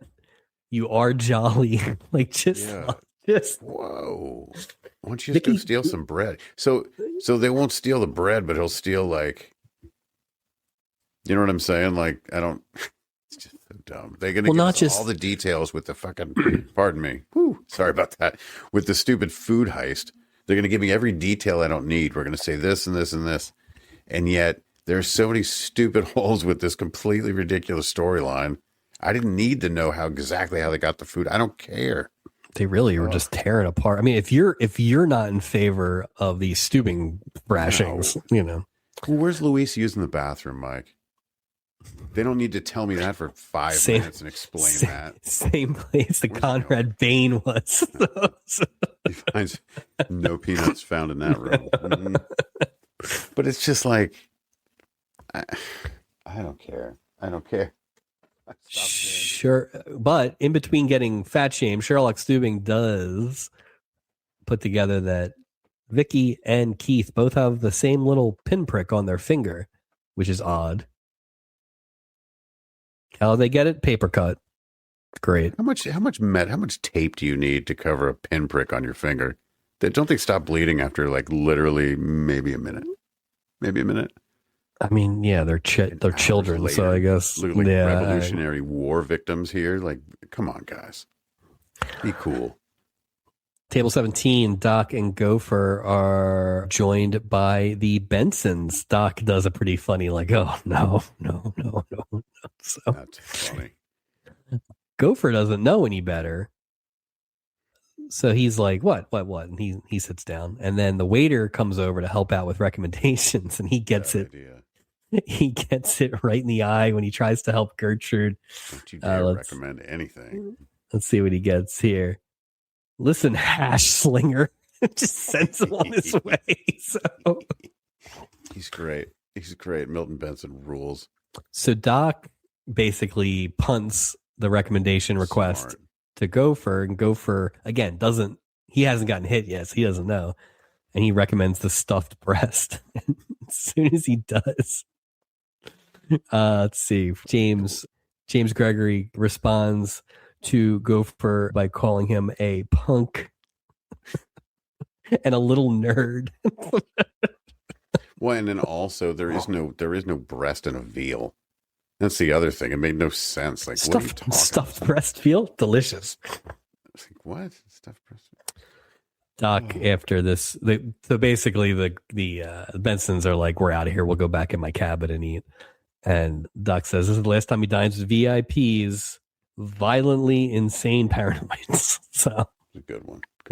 Why were they at a table like that? Was that like randomly you get to have like dinner with a crew member? Like, yeah, it's like Tony and Tina or Mickey Mouse. Weird. So is true. It's like a character meal. Mm-hmm. Yeah. All right. Julie is in her cabin showing Carol some sexy dresses because, she obviously needs to find a man. Quickly, This is kind of the conversation we had already. Like, more of it. Yeah. Yeah. Carol is like, what makes you think I'm trying to find a man? And Julie's like, Carol, come on. I knew you in high school. And Julie's like, people change, Julie. So, yeah. That was what, like, how many years ago? 11, probably at this point. Book. Have you seen the book I wrote, Julie? Yeah. Julie. No common ground here. Yeah. No. Julie leans on Carol enough that Carol admits she's not great at small talk. And that's fine, right? It's totally fine. You could build off of that. Right. But Julie goes into this whole bit about how, the problem is you talk smart, but you dress dumb. You should reverse them, dress smart, talk dumb to attract men, which again is just insulting to everyone involved. So, well, because it's not great doing this. I really don't like this storyline. It's Captain Obvious. Julie's just looking at this, and we'll see it later too. We're like, Julie's not giving these tips, Julie's not giving these tips like with her finding like a relationship. As we'll see, it's like, okay, well, who's next and who's next? Oh yeah, like the next one. Day. So it's like, I don't even know what this is. It's like be dumb in order to hook up with somebody. Yeah, that's a good point. I guess I never thought about what the end game is for Julie because is she trying to help a friend because she's not listening to her friends? No, she's not listening. So back in the no admittance room, Luis is crushing these leftovers that Steubing didn't eat. This is where he says he hasn't seen his mom since he left to live in California with his uncle, and he really wants to get her some presents. Keith's like, or no, Luis is like, well, I guess that won't happen now. Or will it? What present? What are you talking about, Luis? What are you talking about? Presents. We just stole food to give to you. You show up down here. God knows where you're peeing and pooping. You don't have a change of clothes and you're talking about gifts. Stop it. He gets a scam? It's a little much. Hey, I can make sure you can get off the boat safely. That's all. And he's like, oh, I wish I had gifts for. Stop it. I need some macho beast. Something, but come on, man. You don't even. There was no. I just thought it was stupid. It was just a dumb part of the story. Like, that's not enough. It's actually a good point. Mom, like, all of a sudden, now you need a gift. Why wouldn't it should have been something like he needed the money to get a visa or something. Yeah. But to get on the bus to wherever he's got to go. Like there should have been something. Yeah, you're right. For a guy that doesn't have food, maybe gift shouldn't be number one on your list of things to buy. Just saying, Luis. It's like Randy Quaid in Christmas Vacation. He just busts out the list of stuff. Buy yourself something nice too. So basically, I mean, are they stealing meals the whole time for him? Are we just to assume? He's a little guy and Steubing's a fatty. Do you think he just ate that whole thing and then whatever that cheese was that they found later? So. I don't know. I'm assuming the rats had half of it because I think that's what's in a boiler room. I don't know. It's just, come on. Steubing runs into Mrs. Benson on the elevator. She's heading to the Acapulco lounge and Steubing's like, oh, let me get that. It's on the Riviera deck. That's pretty funny. Yeah. When he leans across to hit the button, his watch gets caught on her dress. And of course, the elevator opens up to Mr. Benson, and Steubing's like, I'm stuck on you.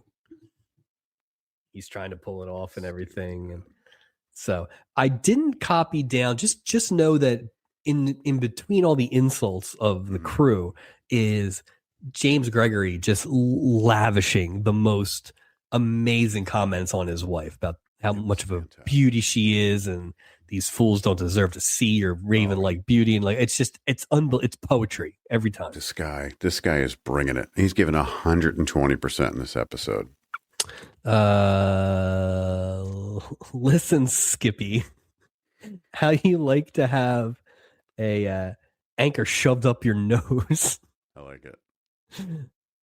Buzz off, bellhop before you become your own Dead Sea. And you know what? Steubing didn't do it. Didn't do anything. He didn't say, "Hey, you can't talk to me like that." No. Steubing needs some muscle on this boat. We've seen his brother he couldn't get rid of. You've seen this. He needs like a bouncer or a cooler. This like Roadhouse. I don't disagree. Security. And he's been hit twice. I don't disagree. Yeah. I will say this was a shock and awe campaign that he just was not ready for. Nobody's I feel so, this Milton was Benson just is, so I wouldn't either. It's so much so fast. You don't know how to. Yeah. Isaac asks Gopher and Doc why they're not paying more attention to Carol. They're just standing around here like losers. And they're both like, man, she's too smart. You know, they start doing all that. But they don't realize that she's been can't hardly waited. And she's all thatted, and she doesn't have glasses on now. So they notice her, and it's va va va voom as Julie and Carol walk in. Yeah. Funny. The one funny line from Julie this whole thing was she tells the crew that they don't want to waste their time with the hired help, so they kind of zip by. So it's kind of funny. This mustache dude shows up and asks. Receiver. Is he the? Or wait, no, she's still smart, right? She's still smart at this point. She's still smart. So this mustache dude asks if she wants to rumba. And she's like, well, it's actually more of a bossa nova. And then she kind of smarts it up and this guy leaves. And Julie's like, oh no, TD, talk dumb. So I think that's the other thing too, is I didn't like Julie's delivery of all this. Like this was. Like she's writing a book. Yeah. Yeah, I just didn't like it. I wasn't expecting that. Yeah. I have like the line, I really don't like this storyline, like every ending of this at this point. It's so offensive and such a sign of the time. Was that how it, it's just odd to think that that's really how it was when we were growing up. Yeah. To have to fake it. Yeah. Just like to be accepted, like it's not okay, and there's no empowerment here. Is dumb taking the place of easy in this? I think it's almost like they're I mean, they're like one. They're 1 and 1. It's yeah, the same thing. You just assume. Yeah. Which yeah, and what that's. I don't know. I it's just weird, especially when. Like someone, a Julie is telling someone to be like this, be dumb, in order to get it. Just is weird, man. Oh, who do you want to go after next? I'm just like, what? That part was The guy from the weather conversation at the beginning of the episode comes back up. He's like, "Do I know you?" Because it's Superman. She doesn't have glasses on, so everybody's confused. Right. And her talk dumb is that she basically talks breathy. I don't know. So whatever, but this of course works now. Kind of I guess. It was annoying, dude. Mrs. Benson flags down Isaac in the hallway. Isaac, of course, just coming back from the Pirates Cove, I guess. He's wearing out a lot this episode, by the way. Yeah, he is. Well, he got stuck, so her changes this week. Yeah, her door's busted. And she needs some help. And Isaac's like, sure. He's like, oh, wait a minute. Are you the woman with the crazy husband? Yeah. No worries. He's at the casino. No problems. No. Oh, and even casino on the ship. Yeah, I'm sure it'll be fine. And let me clear your head even more. He's not going to be offended because he's not good with like mechanical things. He's good with guns. So this concerns Isaac. Come on. Yeah. But Isaac starts to help out. I don't know what he's going to do to a door, and then he hears he's going to put the doorknob in a rocks glass. Like, really, what the hell is Isaac going to do in this situation? Going to blouse it up. Isaac hears James Gregory coming, and he, of course, scurries away. I'm going to die. I'm going to die, and he runs into the shower, which is fine, of course, because who's going to shower? So. Milton thought he heard a voice, but he didn't. Gertrude, I will say this is like, she's at least covering for Isaac, right? Like that could have gone really badly otherwise. So, Yeah. Jesus, Milton killed Isaac just in cold blood with a pistol he brought With the with him. pistol in the shower. The worst Clue ending ever. So. That's funny. But so Milton says, "Oh, call maintenance, whatever, get that fixed. I'm going to get a shower." And he goes in, and classic move. I always do this. I just blindly turn the shower on before I get dressed or anything. Who doesn't? Doesn't even turn the light on or look or no, just hands. Yeah. So Isaac in his flouty blouse is getting soaked. And who knows, man? That could have been hot water. Like, we don't even know. Like, severe burns. Yeah, that was a weird. I was like, wow. Yeah, or if he was cold, if he started with cold, it's just as bad. Like he's just not as bad. Yeah. Gasp. I mean, getting wet in clothes is bad, no matter what. It's just, especially something like that. Yeah, that's not. But it's better than being killed, I guess. Yeah. Mrs. Benson, quick on her feet, says, No, you can't get a shower. There's a water shortage. Only tonight, but you'll have to wait and get your shower in the morning, which at least gets the water off. Of course, Isaac is now just soaking wet. So. Just, imagine how mad you'd be. So mad. Just like, ugh, come on. Milton's like, this cruise stinks. We're in the middle of the ocean and we're out of water. And he also manages to drop in a bunch of sex fiends. That was a good one. That was a good one when he said that. I wasn't expecting that one. No, he doesn't disappoint. Yeah. Carol, and we're going to call this guy Chris because that is his name. They don't bring it up yet, but we're like halfway through the show. Yeah. They're chatting it up. This dumb act is really working well. I mean, and I'm sure no comeuppance will be coming. Yeah, is this the part where he says he played football in college? He's a wide receiver. She gave some stupid remark. He must have lost a lot of weight. Yeah. Not good.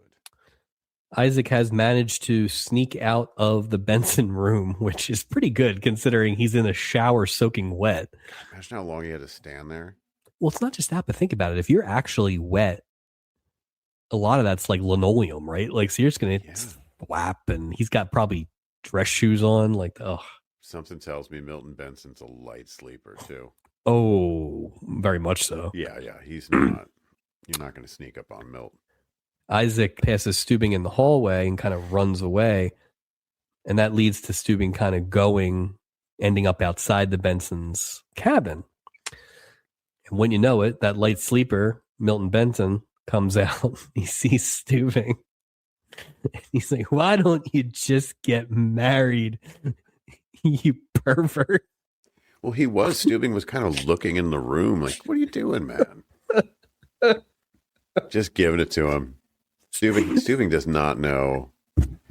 I feel like this is kind of how Stubby would talk to Steubing. I feel like Steubing has gone back to reverted to childhood because he can't deal with this. I mean, it is just, this guy doesn't come up for air. He just blasts these people. Just the looks he's giving people. Just like. But it's like a velvet voice. Like, it's just like, he's just, oh my God, so good.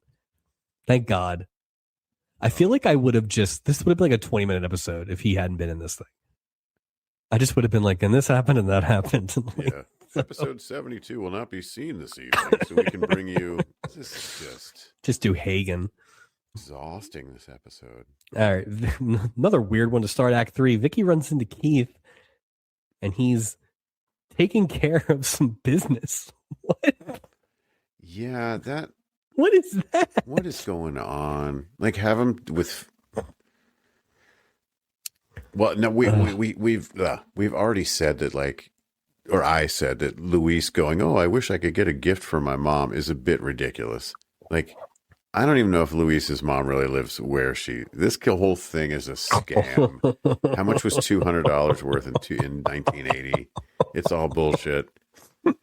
He's there to steal candles, get free food, and walk away with cold hard cash. Sweet American dollars. I think maybe he's like a secret shopper to see if you can stow away on the line. Yeah. All right. Julie is gloating about how right her stupid talk dumb plan was because Carol had a very successful evening with Chris. But here's to your point. Julie's already like on to the next one. Right. Who's And next? Like Goldberg. and it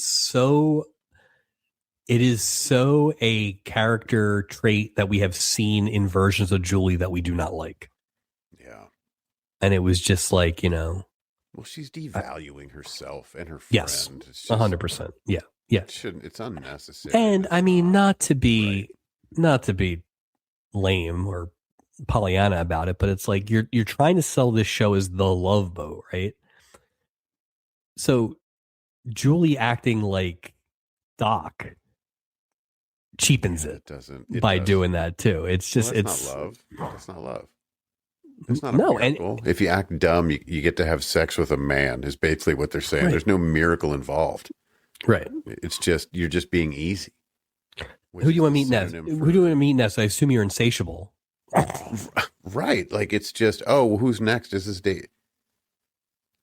I mean, it's what she did to her parents. This is exactly what Julie did to her parents. It's true. It's just weird. It's very pushy weird. And odd. I don't like it. I don't like it. And I feel like I keep, I feel like I keep saying I want to see a Julie relationship because I just think it's weird that we haven't had one. But I also want to see what it looks like because it's been so long now, and this character is much different than the pre-Chenault one that I would like to see what. I mean, at this point, it's probably going to be season 4 Julie romance looks like because there's a lot of. It's like a Voltron of emotions right now. So. But initially, I really thought if we go back to season 1, it was always, and Lauren Tews as, she was sort of like, I don't know, she was more a part of the story, or her story was more a part of the overall story. Yeah. But I feel like after the Chenault thing, they just they flipped a switch where I don't know who she is. I don't think they do anymore because they definitely don't. They have lost their way with the character in a way that they have, for the most part, solidified all the other characters. Like Vicky is new, so they're and she's a child. But like even Steubing, they got it into a pretty small box now. Right. So, and Julie, like we said, we've said it a bunch of times. It's just like they don't really know what they're doing, but there's just weeks where they don't try anything. No. And it just feels like I know like last week I was relatively happy with that episode, but it's like. It wasn't like it was a great Julie episode. It just wasn't a bad Julie episode. Like I just wanted. It wasn't this. It wasn't like degrading, right? But you don't and don't it's get a like happy medium anymore with her. And it's like it's not just Julie, right? It is Lauren Tews because I really liked her in that Cowboys movie, and it's just that she made you care about the character in a way that just does not exist right now. It's just something. I don't know if I think it's their choice. I think it's a choice. I don't know why. I think they're doing this to. I wonder in a way because there's that endearing quality, just like you're saying, where a lot of that's been taken away, specifically in something like this episode. Is it purposeful? Like, I wonder if it's like a purposeful attempt to get away from this being like Julie's thing. You know what I mean? Like the way they framed her in the first season versus now, it's like. Well, and it's like, I think we may have even said this, but like you could probably take most of the Gopher romance storylines this year and just flip them to Julie storylines from season 1. You could. And it's like, to what end is that? Like, why can't Julie be more like that now? I don't know. I think it's a disservice to the character, to be honest with you. Like, I think they've just kind of lost their way with whatever the initial story arc was. Something happened, something changed, because they've just, I mean, that's kind of how you write off a character. What happened with her and Chenault, it was and it was the first episode of the season, and it's just like if you plotted out season 3 Julie highlights, you don't have much after like the second episode. Like it's been pretty desolate. So. And it's not like there's some, I mean, maybe there is, but I mean, maybe the last episode or the second to last episode is some sort of like, something. Julie's back, and this is a little healthier. I hope something. I would hope they wouldn't just let it go for the rest of the season. But I guess we'll see. As Julie's gloating, Chris shows up. She manages to sneak in a very ham-fisted TD, which Chris heard because great job, Julie. So dumb. Chris and Carol kind of started talking about the sun. And Chris is like, might be better getting to somewhere shady. Get out of this sun. Too much sun is bad for you. It might be better go somewhere shady like my cabin. And Carol is like, that is shady, which is, again, some good lines in here. That was a good line. I thought Shelley Hack was good. So back in the forbidden room, Luis is counting all that money that Keith gave him. Where did he get it? Don't worry about it. Smash cut. The Gaineses have been robbed. Yeah. Just surprise. All right. Now we get into the Gaineses. So Stewie and Gopher have been summoned to the Gaines room. $200 in cash has been stolen. Oh. There's a thief on your boat, Captain. What are you going to do about it? Ugh. They should call him Milton Benson. He'd have figured it out real quick. A pew, pew, pew. He's the new sheriff we all need. So Keith shows up back in the cabin as all this is going on.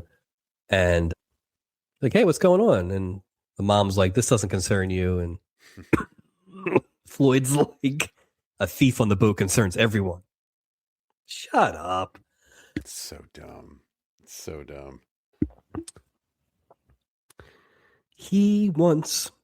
I'm getting very emotional about this. He wants Stewie to look at the crew first. Obviously, it's the crew who did it. And Keith immediately says, it's not the crew. And I think that's where Gopher figured out what happened. Because Gopher kind of takes a look and he says, the crew is very nice. He agrees with what Keith says. And then Stewie says he can vouch for the crew's honesty. So I guess I vouch for his crew's honesty when that girl was working in the friggin' gift shop, right? She was new. Well, he saw her steal. He saw her. Former criminal. Yeah, it's true. Yeah, once a con, always a con.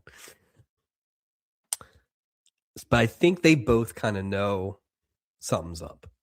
Mm-hmm. So, but anyway, they'll check it out. Merrill will definitely find it. Sherlock Steubing on the case.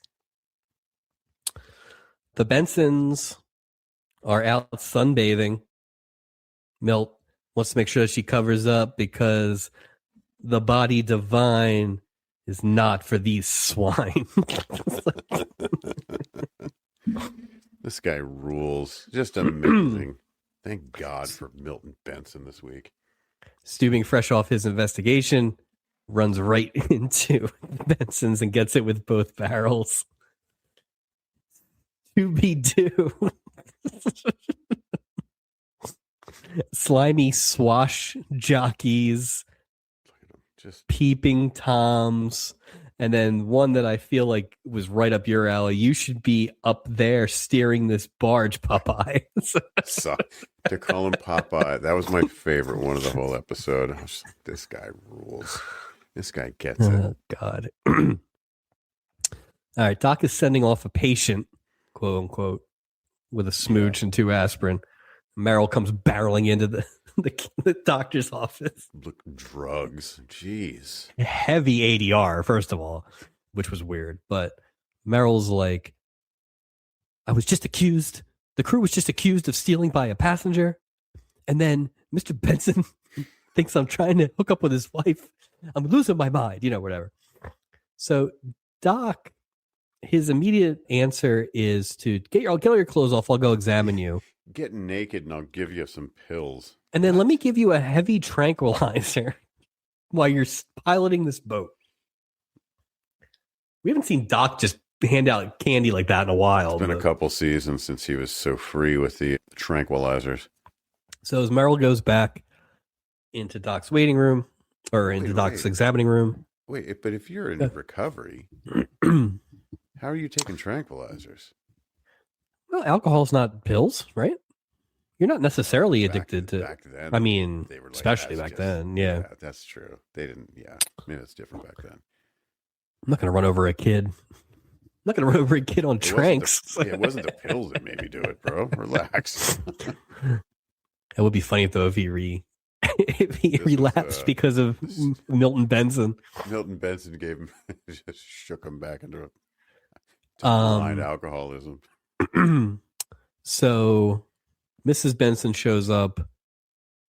Turns out that sunburn was pretty bad. She's got a bit of a rash. Doc's like, oh God. He's like, I can give you an ointment. But before he can even get going with that, Milton shows up, blasts the door down. Who's going to the doctor for sunburn? Honestly. Who's going to, what do you want him to do? Like, what do you...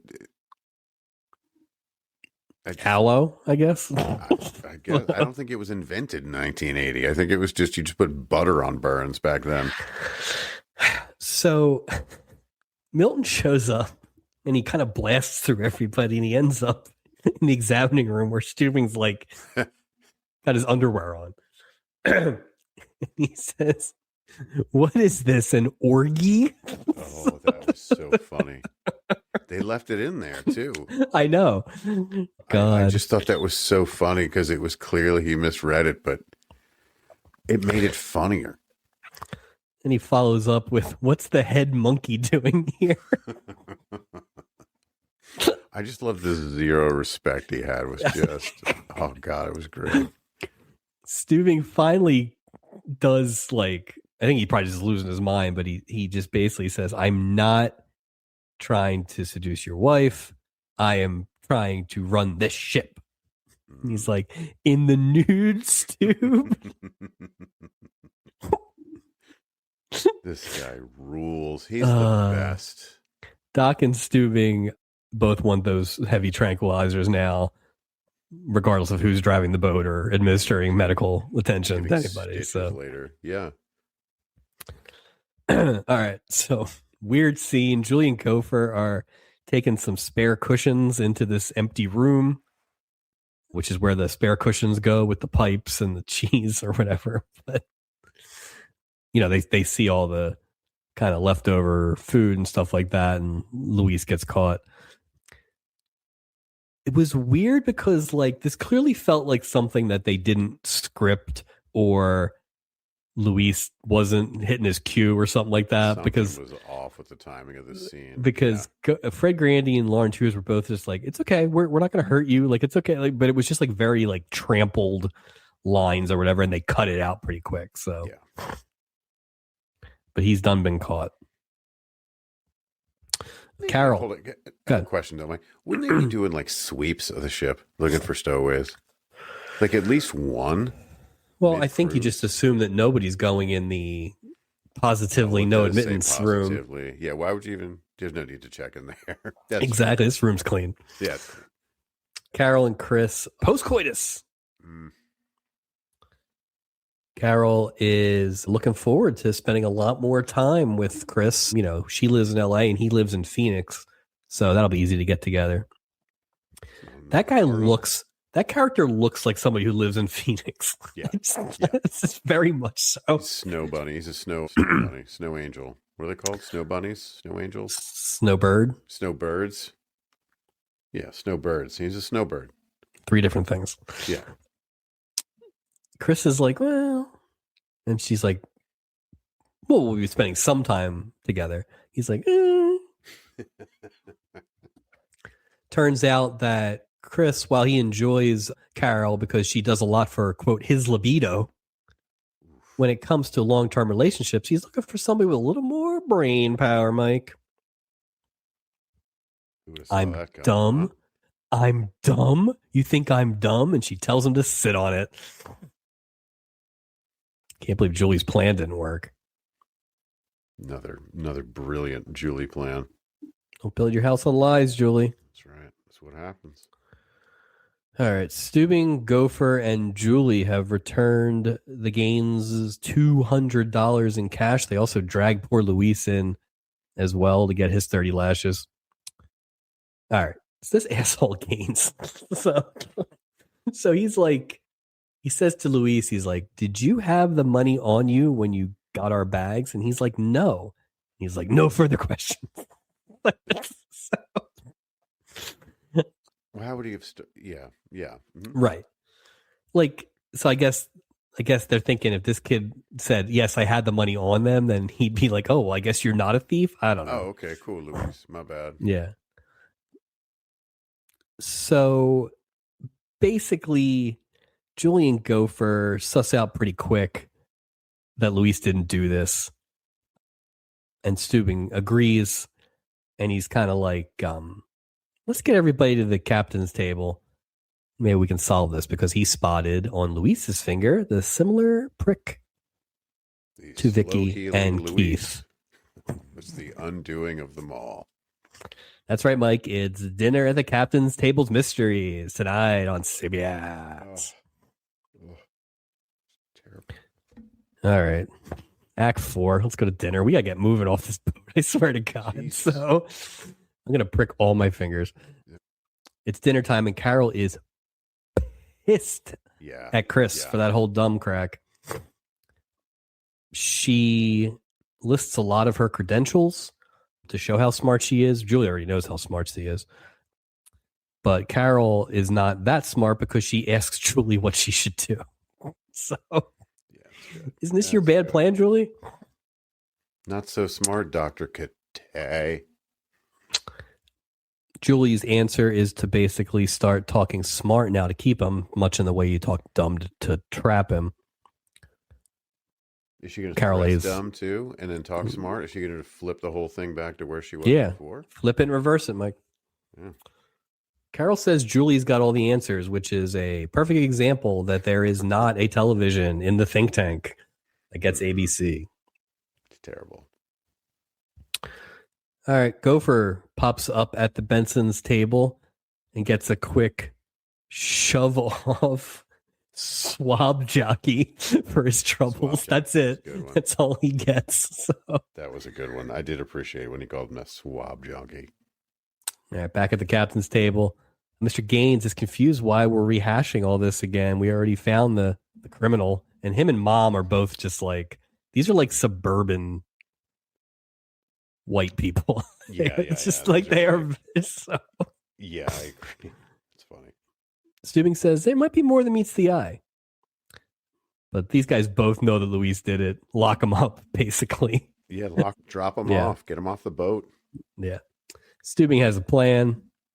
He basically, with Keith and Vicky sitting right there in earshot, tells Luis, "Listen, I'm sorry to do this, Luis, but I got to turn you in for the stealing and everything, so you won't be seeing your mom. Bad news for you." With this, Keith says, "He didn't do it. I stole the money." And he runs away. And the Gaines eventually go after him. And Vicky gets up, but Meryl's like, no. I'm going to tepidly punish you for this. Yeah, no kidding. I'm barely going to do anything in the name of punishing you. And all the fat jokes, too. I'd have brought that up, too. Meryl is very proud of himself, though, for solving this crime. Oh. Encyclopedia of Steubing over there. The Gaines catch up to Keith to try to be parents for like 5 minutes. Dad hates dishonesty, not as much as foreigners, but he refuses to believe, neither of them do, that Keith actually stole the money. They think that he's just lying for Luis, who is a clear criminal. And Keith has to be like, "No, you idiots. I took the money." You idiots. So it's funny that they choose to talk to him over it's right next to the Ken Berry / Vera makeout corner. Oh man. When you need to have an important conversation and or make out in private. Why wouldn't they go back to the cabin and have this conversation? Because I don't think they want to spend that much time with him. I'd be like, "Keith, I'd be grab his ear and be like, you better get in here, you little such and such." So the mom, who is a sneaky, terrible actress, is basically trying to say, "Listen, we're not proud of what you did, but we're proud of the reasons you did it." This turns into they're going to take that $200 and buy Luis's mom some presents. All's well that ends well, I guess. Sure. They're never going to see Luis again. Yeah, they just bought like a tracking device and put it in one of the gifts. Right. Isaac tracks Stubing down the hallway and gives him a heads up that Benson's looking for him. Stubing actually finds Doc and he's trying to convince Adam to come play some chess with him in the cabin because really Stubing doesn't want to be by himself if Mr. Benson's coming. I don't blame him at all. I completely agree with you, Stubing. Speaking of wanting to be by himself, Chris is on the makeout deck trying to apologize for calling Carol dumb. A tough one to get back in the tube, I would say, probably. So. Carol says that she has been talking about the moon a lot in her dumb voice and then starts to do her regular voice and just drops a ton of moon knowledge on Chris. Moon knowledge. Most moon knowledge we've seen since the moon expert. Yeah. He didn't really have a chance to share that much moon knowledge, really. No, he really didn't. So. He was all talk. He was all talk about that moon knowledge, but this is... Boy, doesn't Chris have egg on his face at this point? He's got egg on his face, but he's super excited because she's not a dummy, so I guess he gets everything he wants. And he immediately is like, well, let me lock this down real quick. So he's like, I'd like to hear about that every morning, please. So. Yeah, they go from, oh, you're not dumb to, I want to be with you. It'd be funny if he was like, oh, too smart. Yeah, too smart. Like real three bears. Three we're bears outside of the. Yeah, that's hard pass. Sorry. What do you think Chris does? He's a wide receiver. No, he's not still a wide receiver. Sporting goods. Yeah, that sounds right. Is there a Dick's in 1980? He works at a Dick's. He's like printing out like local teams, baseball uniforms. Oh yeah, that's 100% right. Yeah. In the Phoenix Mall. He's trying to stay close to the game. Doc is trying to escape Stubing's cabin. Meryl doesn't want to be alone. Doc says, I usually try to hit on women when it's my thought or whatever. Isaac and Gopher show up to check on Stubing to see if he's okay. And then Stubing's kind of like, what is this? Were people just walking in, Isaac, it was like one. Well, Doc was going to bed. That's what I'm saying. It had to be kind of late. It was probably pretty late. Yeah. Doc's probably tired too because he did whatever to that woman earlier, and plus they both are on heavy tranquilizers. And he examined Stubing in the nude. That's the other thing. Nude Stube. Well, when you said take off your clothing, does that mean get down to shorts and like? I mean, that's what he was in. T-shirt, or is he just wasn't? I don't know. No, it's funny though because he gets Stubing in that outfit, but the guy that he diagnosed with Lou Gehrig's disease, I think he just had like his shirt unbuttoned. So, he only had one shirt, one button unbuttoned. Oh no! Yeah, yeah. He's a quick diagnoser of certain things. He doesn't care. He just wants to make Stubing not his clothes on. Eat this. So the four of them are in the cabin and they're kind of doing like the four of us are stronger than one of us and all that kind of stuff. And then Benson knocks on the door and they're all like, so just crap their pants. Yeah. Stubing's like, why have you been acting so crazy? And he's like, acting, that's a very apropos word. I love this guy.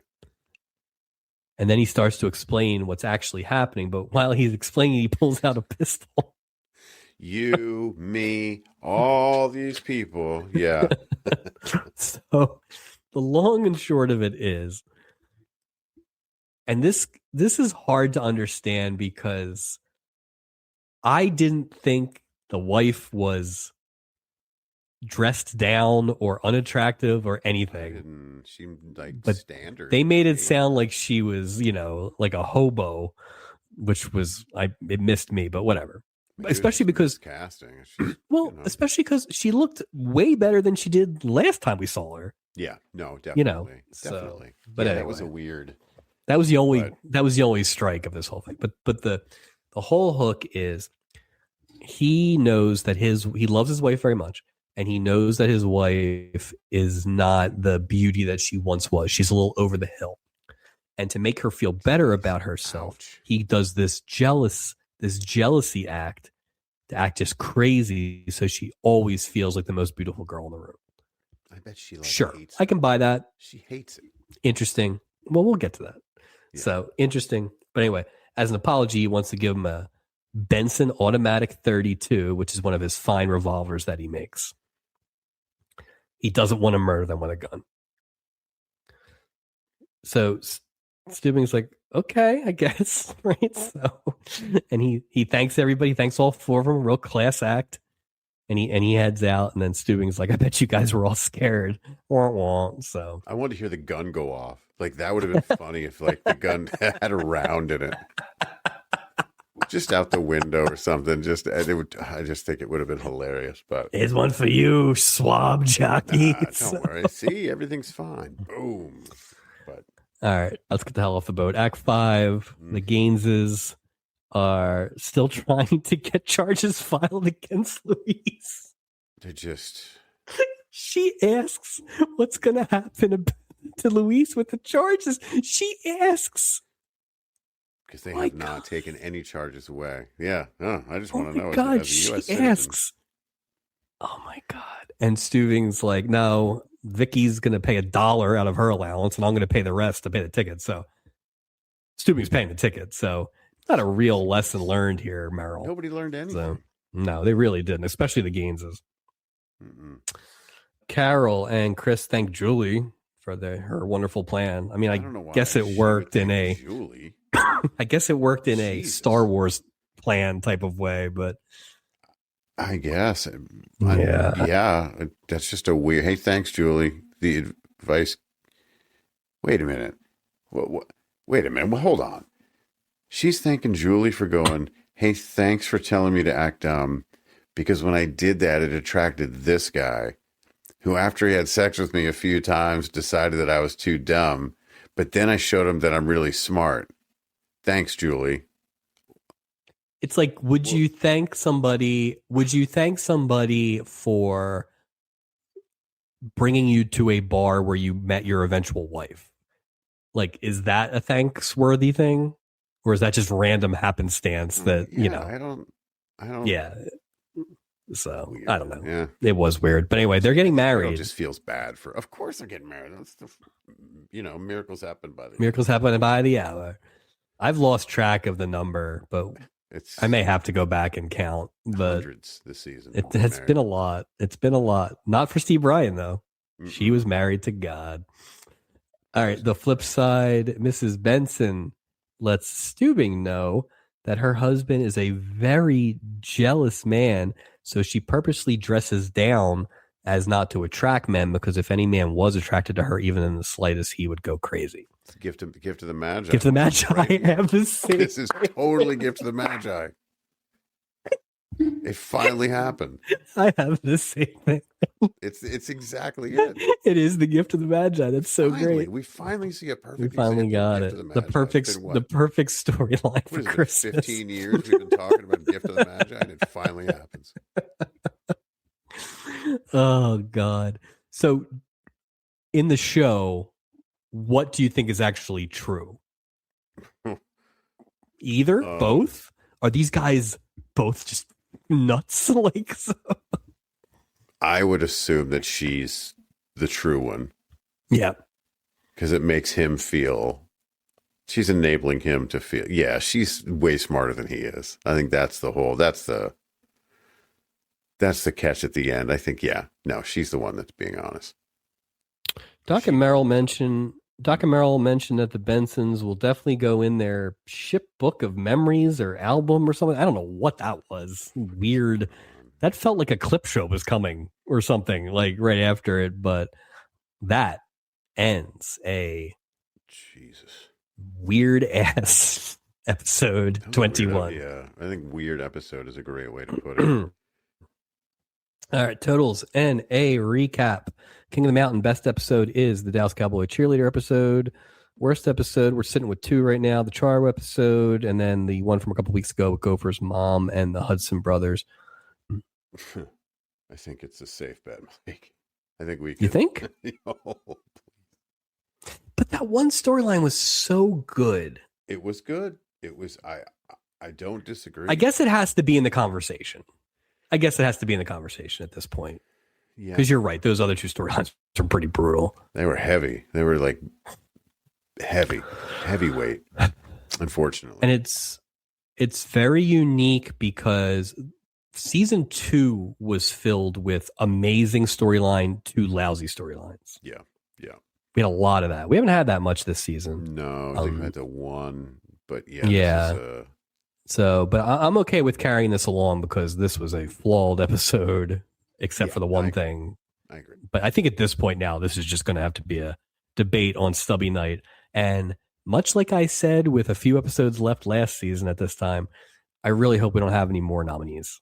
That's all I kind of want, is to just not have any more nominees. You know what's going to happen is we're just going to get quality for the remainder of the season. They're going to be like, we're going to make it so difficult. I hesitate to say this because I feel like I finally got you to stop looking at the IMDb ratings. Mm-hmm. The last episode of the season has a significantly high IMDb number. It's like almost an 8, which we just don't get that high. So I'll be curious to see what that means. There's a big star in that last episode. I know nothing about it except that it's 90 minutes. Yeah, so. I'll save it then. I don't want. Yeah, save that. We don't need those spoilers. Yeah. But yeah, this was just we really talked about the problems and positives of this thing, but it was the bad was bad in a way. Yes, very specific and very it just felt gross. Yeah, it was like the stuff felt gross. It wasn't a funny, not funny. It was just right. I didn't like the reasons behind either of the kind of two character choice storylines. So no, me neither. Yeah. I mean, this doesn't even seem like a question. Captain of the week.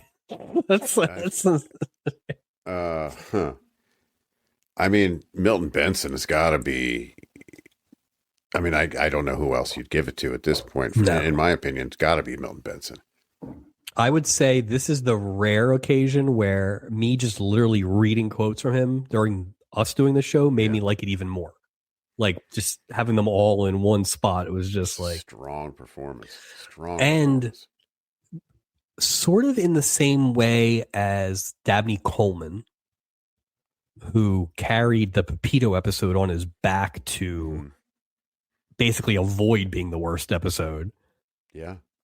This is like, and again, I think Jane Meadows was very good too, and I think the crew was very good in that. The whole story, you could convince me that the top 5 storyline because of what it was, right? 100%. They landed the plane, like we got Gift of the Magi at the end of it, like that's going to come. Get that. There's so many great things about that story. But that thing, if that thing was like 70% of what it was, this thing would have been death. Yeah. Or if it was bad, can you imagine if it was bad and they kept going back to it like that? Like, oh my God. They lucked out here. I think James Gregory was just a force. I'm really kind of bummed out he's not going to be on again because that was like he should be a rival captain. He should be. Get him on. He should show up every year and just yell at Stubing. Exactly. It just never gets old. Like he should be the head of the line. He should actually be the head of the line. Yeah. It would be fantastic. I do want to, again, I said it early in the episode, I do want to give Shelley Hack some credit. I thought she was good. And again, I just don't understand what happened there, but that's I don't get it either, man. I don't know. That's for Charlie's Angels Project or Aaron Spelling's book or something. But yeah, so walk the plank. No, it's got to be Julie. I mean, I just thought it's got to be Julie with the whole, dumb. I just can't. Yeah, I just didn't. It was just left a bad taste in my mouth. But it was either her or Keith Gaines. Julie, and that was just because Keith Gaines is going to be a problem when he's 18 years old. Well, especially now that he's got connections across the border. Like right? It's going to be. He's got a whole cartel setup going over there. Yeah, I go Julie. Honorable mention would be Keith Gaines for being such a bad kid. I am going to go with the Gaines, the parents. I don't disagree with Julie, but I thought the Gaines bad per minute, their rating was about as high as I can remember. They were not in it this much. No. They did They didn't need nothing to be. Thank positive. God they weren't in it that much. Like, no, they did nothing positive. They were really Yeah. bad. Like, I They mean, would never and like, and the "Hey, we mom can was help." dumb as They were never- rocks. Right. They were never like, "Hey, we can help Luis out." They wouldn't. They never said that. The fact that they asked about the charges at the fact that she asked about the charges at the end was just like, how much time will Luis be facing? Like, what? Come on, guys. but like, she's like the original Karen. Yeah. Like, you could see her on a cell phone, like Oh, yelling yeah. about Luis getting off the boat. She's still mad. She's still, even now, even though her son is running Los Hermanos, Los Polos Hermanos. Exactly. Anyway, that's Toodles and a recap for this week. Wow. Yeah. Plugs, hitting season Patreon, absolutely hammered. Baseball season's coming up. This is the Phillies podcast you need. So grab your bat, your cap, your Phillies pride, crack open a beer, and enjoy a weekly Phillies happy hour with Chris Jones, Justin Clue, and our very own Mike Robertson. Check out Absolutely Hammered on the Hidden Season Patreon. You can find our audio podcast everywhere you can find your audio podcast. Please hit that subscribe button, hit that like button, hit that download button, and leave us a nice review if you have time. You can also check out our video podcast on YouTube. You can find us on Instagram and Facebook. Look for weekly reels and update. You don't hear a mail sound effect. No mail this week, Mike. You can send us an email at theloveboatproject@gmail.com. I did look ahead, Mike. Did you? Okay. I did not. I actually don't know what we got. Next week, Stubing and Vicky meet a child services worker. Wow, we saw oh. Uh-oh. Oh, that was bad timing. Bad timing for this one. And she's been cut. And the long-awaited return of the talented Eve Plum next week. All right. I am excited about that. Excited about that. And that'll be our first March episode, as we're getting down to the nitty-gritty here. We got 4 episodes left. It's amazing. Oh, that's crazy. It is crazy. That's crazy. So I need to get on, like I said, my stubby research. Yeah, the ballots will be being printed as well. So yeah, we got a lot going on here as we finish up what has been an interminably long season. And I will say we will save it for another time. I don't even know if it was a good season or a bad season or what, but it was a season for sure. But we'll talk about that at a later date. Very interesting episode, but this really will always be the Milton Benson episode. Oh yeah. And then some poor choices that we made along the way. So thanks, Mike. Thanks for participating in this nonsense for another week.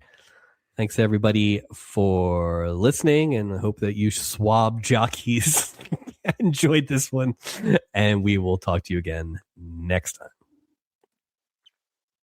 Hi, everyone. It's Fred Grandy. And I'm Ted Land. And I'm Jill Whelan. And you may remember us from your favorite TV show, The Love Boat. And now we're back together and ready to embark on a brand new adventure. Each week on the Love Boat podcast, exciting and new, we'll be joined by old friends, favorite guest stars, and more to share stories from our time aboard the Love Boat. And let's be honest, anything that pops up into our heads. We have too many stories to tell. We've had so many amazing guest stars on the Love Boat, people who became lifelong friends. And so, we got together with some to laugh, to reminisce, and to swap stories about life on set and the bonds that still bring us together decades later. Friends like Loretta Swit and Jamie Farr, Cynthia Lauren Tweez, Morgan Fairchild, Jimmy Walker, and more. We can't wait to welcome you aboard. Listen to the Love Boat podcast every Saturday wherever you get your podcasts.